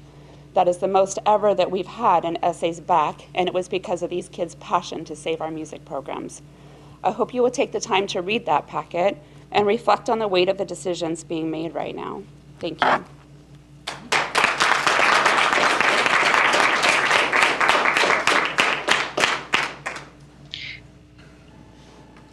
As a reminder, please remember to state your name at the beginning of your public comments, please. My name is Diane Javelli, and I would like to read an excerpt of an email sent to parents almost 2 years ago. On August 30th, 2017, Dr. Watts wrote a letter to parents notifying us of the poor financial health of our district. In this letter, you made the following pledge: never again. Never again will we rely on ineffective systems, structures, and processes to determine the most appropriate course of action. Never again will we allow ourselves to drift further away from financial certainties. You also said, always. We have for 148 years before and will always do in the future. Our doors will open to thousands of students who both need and will receive the best possible education available, always. As you sit here almost 2 years later with financial problems growing deeper, I would ask all of you to reflect and ask yourself if you believe deep down that you are the right ones to keep these promises. Do you believe you've kept the promises? And I will finish with a pledge of our own. Never again. Never again will we sit idly by and watch as poor decisions cause a loss of high-quality teachers and programs. Never again will we allow ineffective leaders to determine the most appropriate course of action for our schools. And always, always will we hold accountable those we entrust with the power to run our schools. And most importantly, always will we fight for our students. They are the future and deserve the best teachers, the best classes, the best decisions, now and always. Thank you.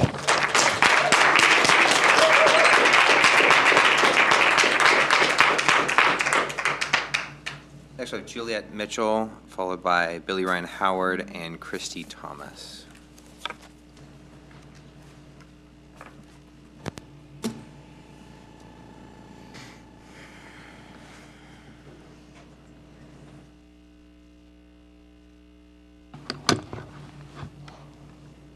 I get emotional. My name is Juliet Mitchell. I'm the band booster president at Kentwood High School. As a Kentwood graduate myself, I was thrilled to settle my family here and have my children attend my alma mater. My parents moved here in 1988 when I was 12 years old, and it was an amazing school district. It has been heartbreaking to see your administration squander this district into a financial and unorganized mess. Maya even said she was an accountant and did not understand the budget. Who is responsible for the current state? What is the root cause for this? Because I know this is not an enrollment discussion. This is about the budget. Dr. Watts has stated multiple times that the district is a business. Well, if this is a business, I'm a shareholder. I paid $7,000 last year in taxes. Where is my vote? Where do I get to say I approve or disapprove of the budget? Why did I have to find out about all of this on social media? I'm asking the board if you are even the right people to make these decisions. Show us you even deserve your roles. Show us where your motivations lie. And for the record, I have zero confidence moving forward with this school district. So my other question is, this decision to cut so drastically 48 sections at Kentwood High School, does it solve the problem? We want to know, are we going to be standing right here next year with the same passionate complaints, the same lack of enrollment because people leave the district? So if you can tell me today that this little measure of doubling what we need to be cutting at Kentwood is going to solve the problem, maybe we'll respond a little differently, but I don't have any confidence in that. If the levy was sold to us to help save the music and arts, why are they even on the chopping block? Why did the principals get their FTE allocations and said they were told just do what you need to do, cut 9.3 at Kentwood? Why wasn't the edict sent out, these are your FTE allocations, don't touch the music and arts? Again, I paid $7,000 in property tax last year to save my arts. If you proceed with these cuts, especially in the music and arts, you will lose all support from the community. Today is the rainy day. Today is when we use our extra funds. Thank you.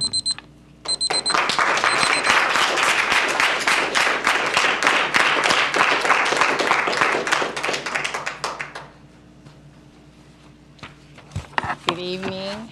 I'm Billy Ryan Howard, special ed teacher in this district for the past 22 years. Thank you for listening to 2 issues that I'd like to share. One is special education. Last year, I was asked to change the wording in one of my IEPs to reflect that special ed is a service and not a placement. But the way special ed is being supported this year, I believe it's gone back to a placement. And I would like to see this district go back to it being a service and fully supported. I have many teachers that I work with in the special ed that are having issues with the lack of support, or even knowing who to contact at the district level. We have problems with getting special ed positions filled. We have overcrowded programs, and we have programs that should have been put in place this year that were never put there. They just, no program, period. The second issue that I want to share with you that I have concerns with is we hear about and we learn about the school to prison pipeline. And I know everyone knows it. I know they're familiar with it. But in the Kent School District, you guys, it's starting at kindergarten, 1st, and 2nd grade. And that is so wrong. I'd like to share with just the group up there a few photos.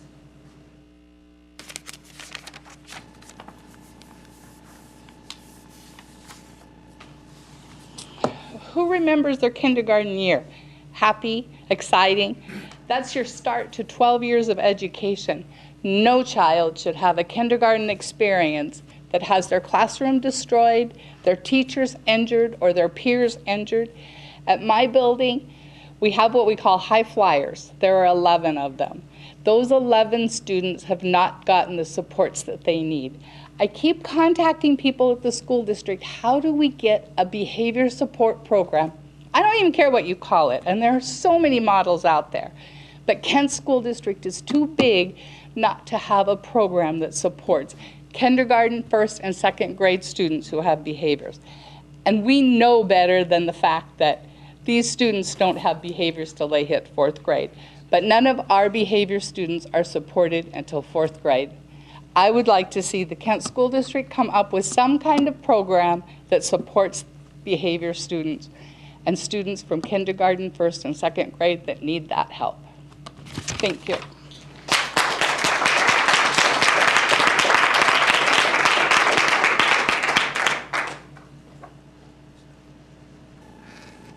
Good evening.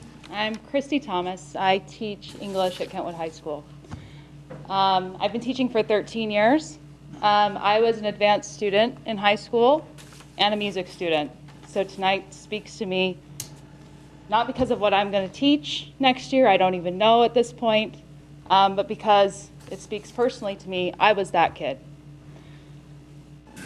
What does it mean when the KSD vision states, the Kent School District produces graduates who are globally competitive learners through equitable access to high-quality academic learning? And yet we see advanced courses slashed in every core discipline at KW. Math is losing AP Stats. English is losing AP Lit. Science, AP Chem. Social Studies, AP Gov, and that's not even all of them. We also have music, as we've heard tonight. Many of next year's seniors are at a loss. Their entire schedules have been gutted. They have no choice but to go to Running Start. That's what I've heard from my students, my current junior AP students. The decisions have been made. The FTE that's been sent to the schools is devastating. I understand it's hard to say that we can run a class with only 17 kids and that that's what is the first thing to be cut. But if that's their only option, if that's what they wrote into their 4-year plan that we tell our kids every year in advisory to update, to plan for the future, and then they get to junior year and they're suddenly hearing rumors about all these courses they plan to take at Kentwood because they want to be a part of our community are now on the chopping block. How are we meeting the needs of our high-cap students? I've attended high-cap training at the district office, put in my time because I believe in our students and I believe in those exceptional students who need their needs met. It needs to be more than just words. Yes, we can differentiate in the classroom. But even our website says that our students, one way we're meeting their needs of these highly capable students is through our AP programs. So now we're just shuffling them off to Running Start because that's the only other option they have. I don't know what the answer is. I know that money is finite. But there has to be an answer for these kids. It's in their best interest to give them what they need so they can compete to go to the universities they wish to go to. We also have teachers getting discouraged. I heard tonight, HR, doing stay interviews. How discouraging is it to teachers who put in a lot of time and effort into their practice to teach AP courses to have them taken away? So I'd ask you to reconsider the FTE that's being sent to the high schools and just look at where you can find something else or direct our principals to use it more effectively. Thank you.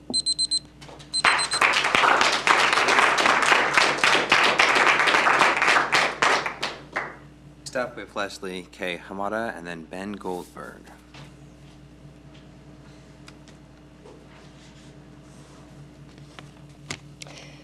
Good evening, Leslie K. Hamada, Covington resident and taxpayer.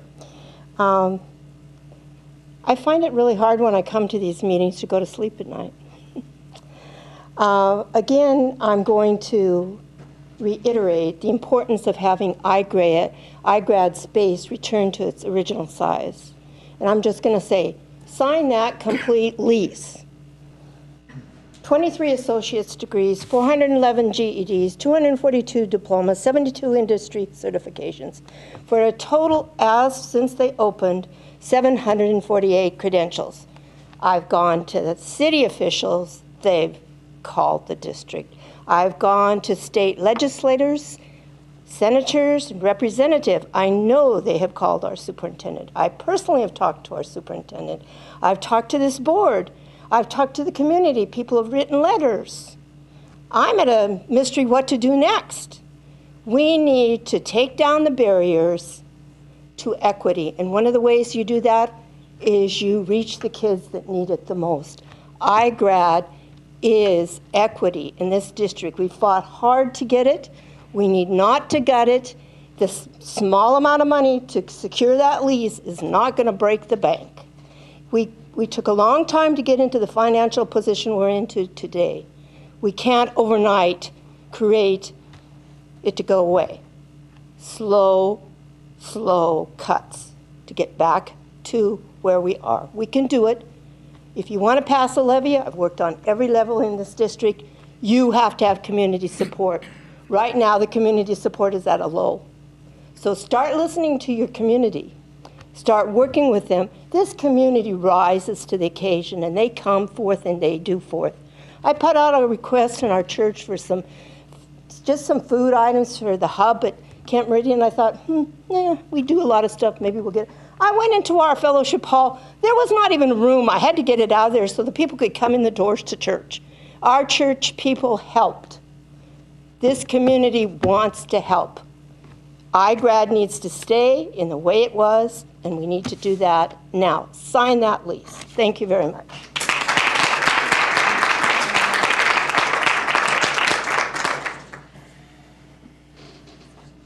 Good evening. My name is Ben Goldberg. I'm a local citizen taxpayer on multiple properties and a father of 2 Kentwood students in AP programs. I'm also a music industry professional. I actually cover a good chunk of the western United States for some of the most prominent musical instrument manufacturers in the world. I want to thank you all first for letting the students speak, because that's why I'm here, is to support the students. This is the first time I've ever addressed a school board. So again, I feel somewhat unqualified in that regard. However, when I was at the impromptu meeting approximately 2 weeks ago that my daughter called me from, I walked in about halfway through. I felt bad for the administrator, but I saw 30 to 40 students engaging her at an adult level like I did not ever perceive that my kids had in them, much less their peers, and what I heard tonight. I hope you're listening to the students. They're our future board members. They're our future elected officials. I've sat there all night staring at a pink sign that said, "Enough is enough." I would concur. Where I'm standing now, be it my first board meeting, I'm already at the point where enough is enough. I personally grew up in a small town of less than 2,000 people. Didn't have enough for a sports team. We did have a music program. That carried me through college and my adult life, and I'm here now. I have a lot of friends that are high profile.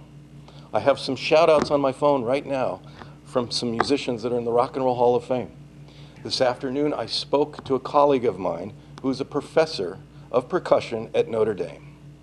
I have tons of resources. One came to mind as I was coming here today because we just got back from spring break. We were in Anaheim. When we're riding in an Uber, I asked the Anaheim driver at the Anaheim Convention Center, now you know where we were for spring break, what's the largest convention? I asked several Uber drivers. They said it's the NAMM convention. The NAMM convention I attend every single year, and it stands for the National Association of Music Merchants. I encourage all of you and all of you in this room to Google NAMM, N-A-M-M. If you do so, you will find on the home screen, the very first thing is a quote from Plato. I would teach children music, physics, and philosophy, but most importantly music, for the patterns in the music and all the arts are keys to learning. You hear that? This is another thing I brought. I grabbed this out of the back of my truck. This is a company I helped co-found with a partner 14 years ago. There was 3 of us and a storage unit in San Francisco. We are now a $20 million company in 20 different countries around the world, and all of our products and apps are in several different languages. Music is a language. It's universal. Do not cut it. Do the right thing. The rest of the world would not do this. Thank you.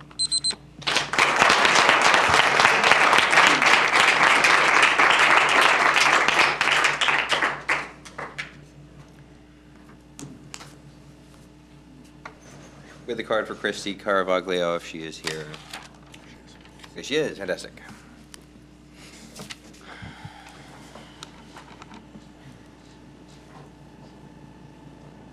Hi, thank you for calling me again. I was driving my daughter home.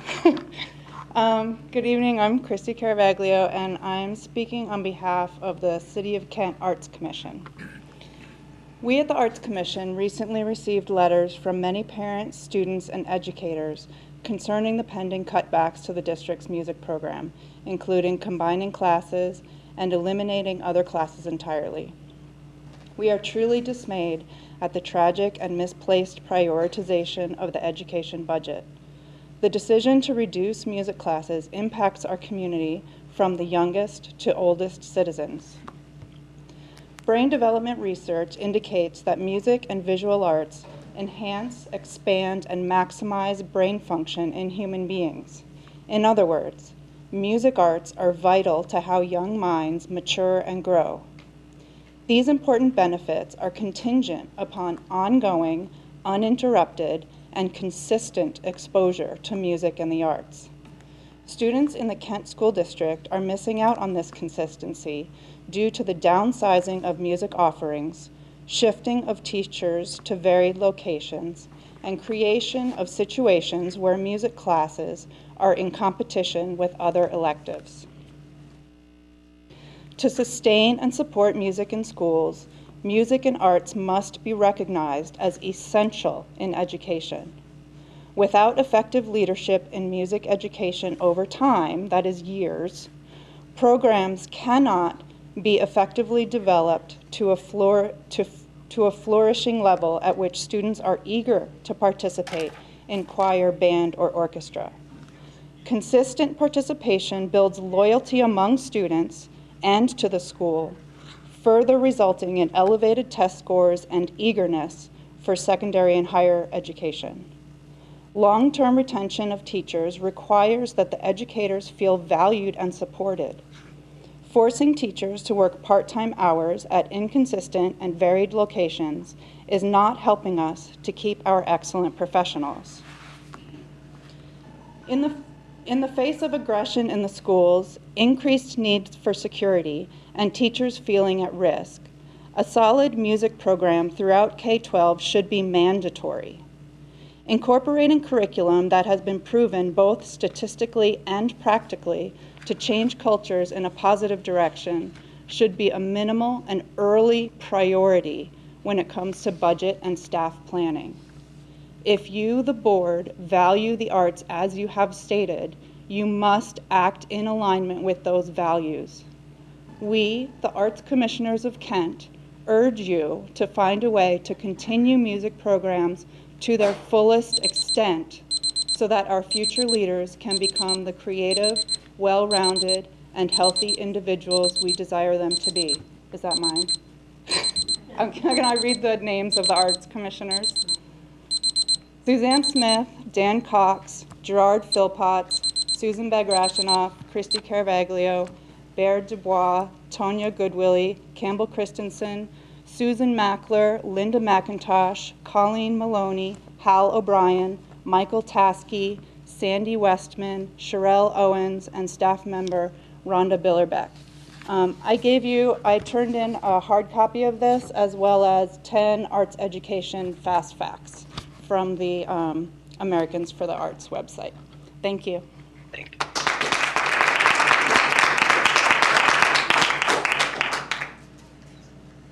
The cards I have. All right, so I believe that concludes our public comment for tonight.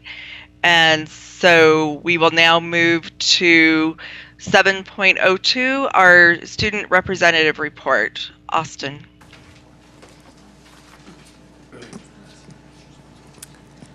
Good evening. There's about one or two, but first off, I want to thank and recognize the many, many, many students who took time to come here tonight to give public comment. I personally know how long these meetings go, and I know the dedication it takes to come here and give public comment, and so I want to thank them. I also particularly want to thank for the many of these same students who I had the opportunity to interact with at the Thursday community conversation, which was about 2 weeks ago. Since then, they've started large outreach and presence on social media. I feel very fortunate as the student representative of high school students to have been able to hear from at least 20, maybe 30, at least different students on a daily basis on social media and talk with them. And it's such a unique opportunity for me to serve the high school students in KSD, to the students, not just at Kentwood, but to the many other schools that I've had the opportunity to talk with, at least in the past 48 hours, at least 2 of the ASB presidents. As much as I would like to, I can't respond directly to the comments that students gave tonight, but I wanted to, a quote that stood out to me that was mentioned earlier in a report was creating opportunities for success. And it's, for me, this is a really tough report because the amount of conversation I've had directly with students who are 9th graders, who are 10th graders, who are 11th graders, who are students that I care about because I am not going to be able to ensure their future success because my term ends in such a short time. And these current reductions are not creating opportunities for success. It's particularly difficult for me at a community conversation to endure the many, many questions that was asked, but it's more difficult to me to learn that since then, there are more cuts to classes that are not just in the arts, to AP language, to AP government, to multiple classes at multiple schools. Although my position is non-voting on the board, my job is to represent students from all of the secondary students, and I completely hear this frustration and the opinions. And when we talk about looking towards the future, when we talk about the student representatives that are going to come after me, I think it's really important that these students be able to positively interact with board members. And right now I feel that a lot of students don't even have the trust in the Kent School District as they expressed tonight by the word distrust. I think it's really important that we focus on what can we do now. And as it is part of my position to represent the voices of students, including ASB presidents that did speak tonight, and also those that cannot be here, I just want to make it completely clear in my position as student representative that I am against the elimination of arts programs or reductions of classes. I believe this goes against the expressed desires of prior board members that, quote, cuts would be far from the classrooms. I've talked to students at Kentridge. In the past 2 years, after-school tutoring, also known as learning labs, has been completely eliminated for all subjects except the required math. Students are not having the opportunity to be successfully prepared when they don't have access to after-school learning because of the budget reductions. And I'm not going to reiterate the many, many things that were just previously mentioned in public comment, but I want to say that what can we do forward? And conversations I've had with students, they said, well, they've approached their principals. They've talked about the enrollment they've talked about the questions that resulted from the community conversations. They've asked questions and comments that we as board members gave to them during the community conversations. And they said that they were unable to get a lot of information. And I believe that part of the process of the budget is we need to care about our mission statement, which is to successfully prepare all students for their futures. I believe that I make this recommendation, particularly as I am not going to be here in August when the voting members of this board actually adopt the budget. Before then, I believe it would be crucial for the school board to establish a positive relationship with building administrators. I believe that the board should have a meeting with principals, or at least do some form of outreach to be able to hear directly from them. I also looked back at the past budget, and I want to recommend, as I will not be here in August, that I believe board members should currently take at least 10 minutes of their time to do research and look at the August 22nd, 2018 budget book. So for anyone who wishes to go on BoardDocs, that is in 2018, it's August 22nd, and there's a budget book that's more than 100 pages, and it lists the individual allocations school by school. And I believe that it would be a really good method to look at specific programs over time, particularly for those that serve high school students, and look, okay, after page 62 on this 100-page plus budget book starts listing the allocations for the high school students, individual high schools, Kentwood, Kentridge, et cetera, et cetera. And I believe that board members should look at this and compare what is the total allocated staff from the last year when we adopted the budget to the next year. How many particular teacher positions have been lost at this school? How is that impacting individual sections? Now let's look at the individual departments, each of the schools, and talk about, is there any way we can work with this principal? This is why I'm highlighting, I believe, that board members and members of the district finance should reach out to the principals to be able to work with them. Is there any way we can offer one more section? Can we do this or this or this? I just really believe that there's a lot more work that can be done to help successfully prepare students for their futures, because I don't believe that's happening right now. Opportunities are not being created, and I really want to change that. I want to be able to represent students who are happy to come to board meetings to brag about positive things instead of coming here to talk about their fears, their fact that students are supposed to develop a 4-year plan, then they might have to completely change that because a bunch of classes or even after-school programs are not being offered. Is really disheartening. I would like to say that the responses from the community conversations are available on the district website. They are now available for any community member, parent, staff member. You can go look there from the May community conversations that happened a little while ago, including from all 3 events. Those questions are now there. And including in that is a chart that lists the reductions by the school. And it specifically lists the total FTE reductions that have happened at individual schools. I really hope that somehow we can work together to kind of try and create a new opportunity, so we can actually create opportunities for students where they can be able to come to board meetings and talk about positive things, and they can really, really want to join Student Leadership Advisory, and they can want to do all these amazing things instead of having to come here and network with other students to talk about, okay, what am I going to say because I'm so concerned about my next year. On that note, I'm going to end my student report, as don't want to keep repeating things, but just wanted to say it's a really great privilege that comes with a lot of responsibility representing all the students. So I look forward to next week's meeting and to hearing more from different students. So thank you. All right, thank you. Ross, legislative update, please. Sure. Well, there's no new legislative things because the session is over. And usually we get guidance from OSPI on a lot of the budget changes. That hasn't come out yet. What I wanted to do was highlight kind of some good things that come out of our representatives. So we have two core legislative districts that kind of represent us.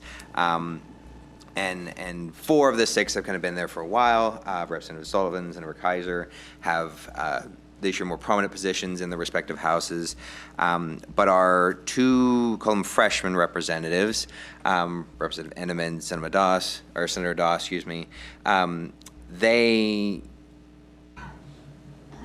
when you look at kind of their performance, there's a lot of things that each representative does. There's a lot of bills to consider and a lot of committees to be on. But from an education standpoint, there's a wonderful report card, if you will, on how various representatives support their districts. And for Kent, for the 2 main ones that represent Kent, everybody got A's. But specifically our 2 freshman representatives got A's in terms of not just being there and listening and all the emails I sent them and responding to what's going on in the community, but actually putting things through, both at the college level, but then also expanding free school lunches, supporting school safety and well-being, early childhood education, and so this is kind of the downtime, if you will, for representatives. They don't really have anything to do. There's no sessions to go to.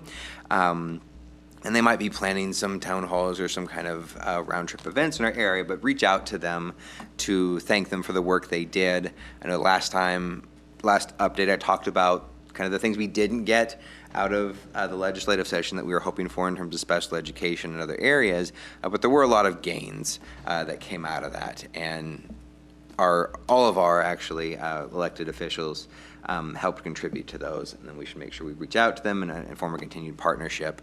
As we go into next year, it's quite a ways away, but we are getting into legislative priority setting that kind of begins now as well, and will continue through the summer and into the fall. So that is all of my legislative update. All right, thank you. So we'll move on to board reports and discussion, and we'll start. Karen? Oh, just, I'm looking at the time. I'm going to be really quick here. This last couple of weeks, I was celebrating the arts, acting and singing, and in some cases, live music, by going to Into the Woods at Kent Ridge, Mamma Mia at Kent Lake, where they had live band for their music, which I thought was really great. And then at Kent Meridian, Desperately Departed, a play that was well put on, very well understood. Kids all had not necessarily a southern accent, but a sort of a, I won't say that word. Let's just say kind of an uneducated accent and speech. I also went to the Rotary Scholarship Celebration and just really enjoyed celebrating our top 5% of our high school seniors. So, and that's it for me. Right. Thank you, Denise. Yeah, so I too had an opportunity to go to Central. My son is there, and he's in one of the choirs, and there are a lot of kids there, and so it was really exciting to go and see them perform at their last concert last Sunday. I also had the opportunity to participate in a community conversation on Saturday that I think went really well. I mean, you know, we have difficult conversations, but I believe that most of us in the room are able to communicate effectively and share with each other and come away with, you know, thinking about what are some things we can consider. There were students there, some of the same students, and a lot of these students that came tonight. I was excited to see because they are part of the Kentwood Choir, and I'm very familiar with them. And so I do appreciate it, and I do appreciate that they are lending their voice to what they're passionate about and what affects them. And so I was really excited to see and hear from them as well. I just want to take the opportunity again to thank you all so much for the work that you do. I know it's not easy, and I know at times it's more difficult, so thank you for showing up, and thank you for doing what you do. It is appreciated. I appreciate it. I had an opportunity also to be a part of a group of 8 amazing women as part of the Classified Employee of the Year Leadership Retreat that I attended last week. And it was just wonderful to hear about some of the amazing work that's happening across our state. There's a nurse who's she's got a comprehensive clinic in the high school, and she's trying to get it in the other 3 high schools for, free clinic for students. She has volunteer doctors and nurses, and just amazing work going on there. I spoke a little bit about the lady who was chosen as Classified State Employee of the Year in the newsletter, so you can read about her. Another lady who supported the child care program for teen moms at the Harbor High School, which serves teen moms in a district, and she supported the child care program. But just some amazing things that are happening across our state, supporting our students, our most vulnerable students in particular. So it was a really great opportunity for me to learn and to grow and to hear from some other teachers of the year and other staff members who had been recognized. A really good opportunity. So that said, I will be brief as well. So have a good night. And again, it's really good to see all of you. So thank you for coming. Thank you, Denise. Ross? Sure. Well, over the last couple of weeks, I think starting right after our community conversation, we've had a lot of difficult but kind of authentic conversations with various staff, community members, parents, about what they need from us as a board and kind of what they need from their district. And the questions got broad in general to my role specifically, and being that whether there'd been enough change, whether coming on board we've been able to push through enough change to earn the trust and confidence of the community, and that weighed heavily on my decision to effectively not retain my position on the board, which you already know because I would have had to file last week. And so that the draw from the community to see effectively a majority changeover in board directors was more important than me seeking to keep my job here. And so what I want to make sure that we pay attention to is we still got things that we got to do to keep this district going. We've got our policy work, which is next week. We've got our budget work. I think we've heard a lot about what people want from the budget. But as we think about the budget scenarios and the budget priorities that we are pulling together and we'll start looking at, hopefully in a couple weeks, that we need to take that community feedback in and figure out a way to still make change and kind of reconnect our jobs as board directors to what the community wants, regardless of where we're going.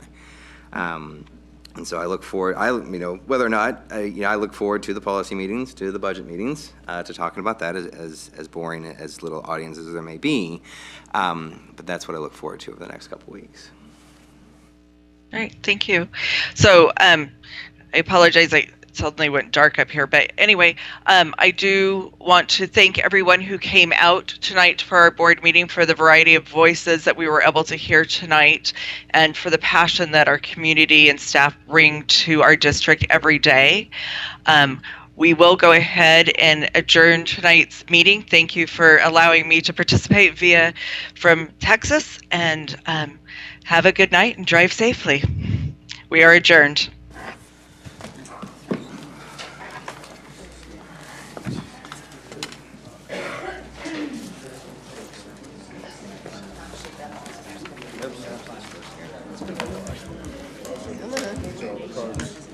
those are the remaining cards. Sign? Yeah. Blue folder in hand. We'll put my pen in here too soon. I know, right?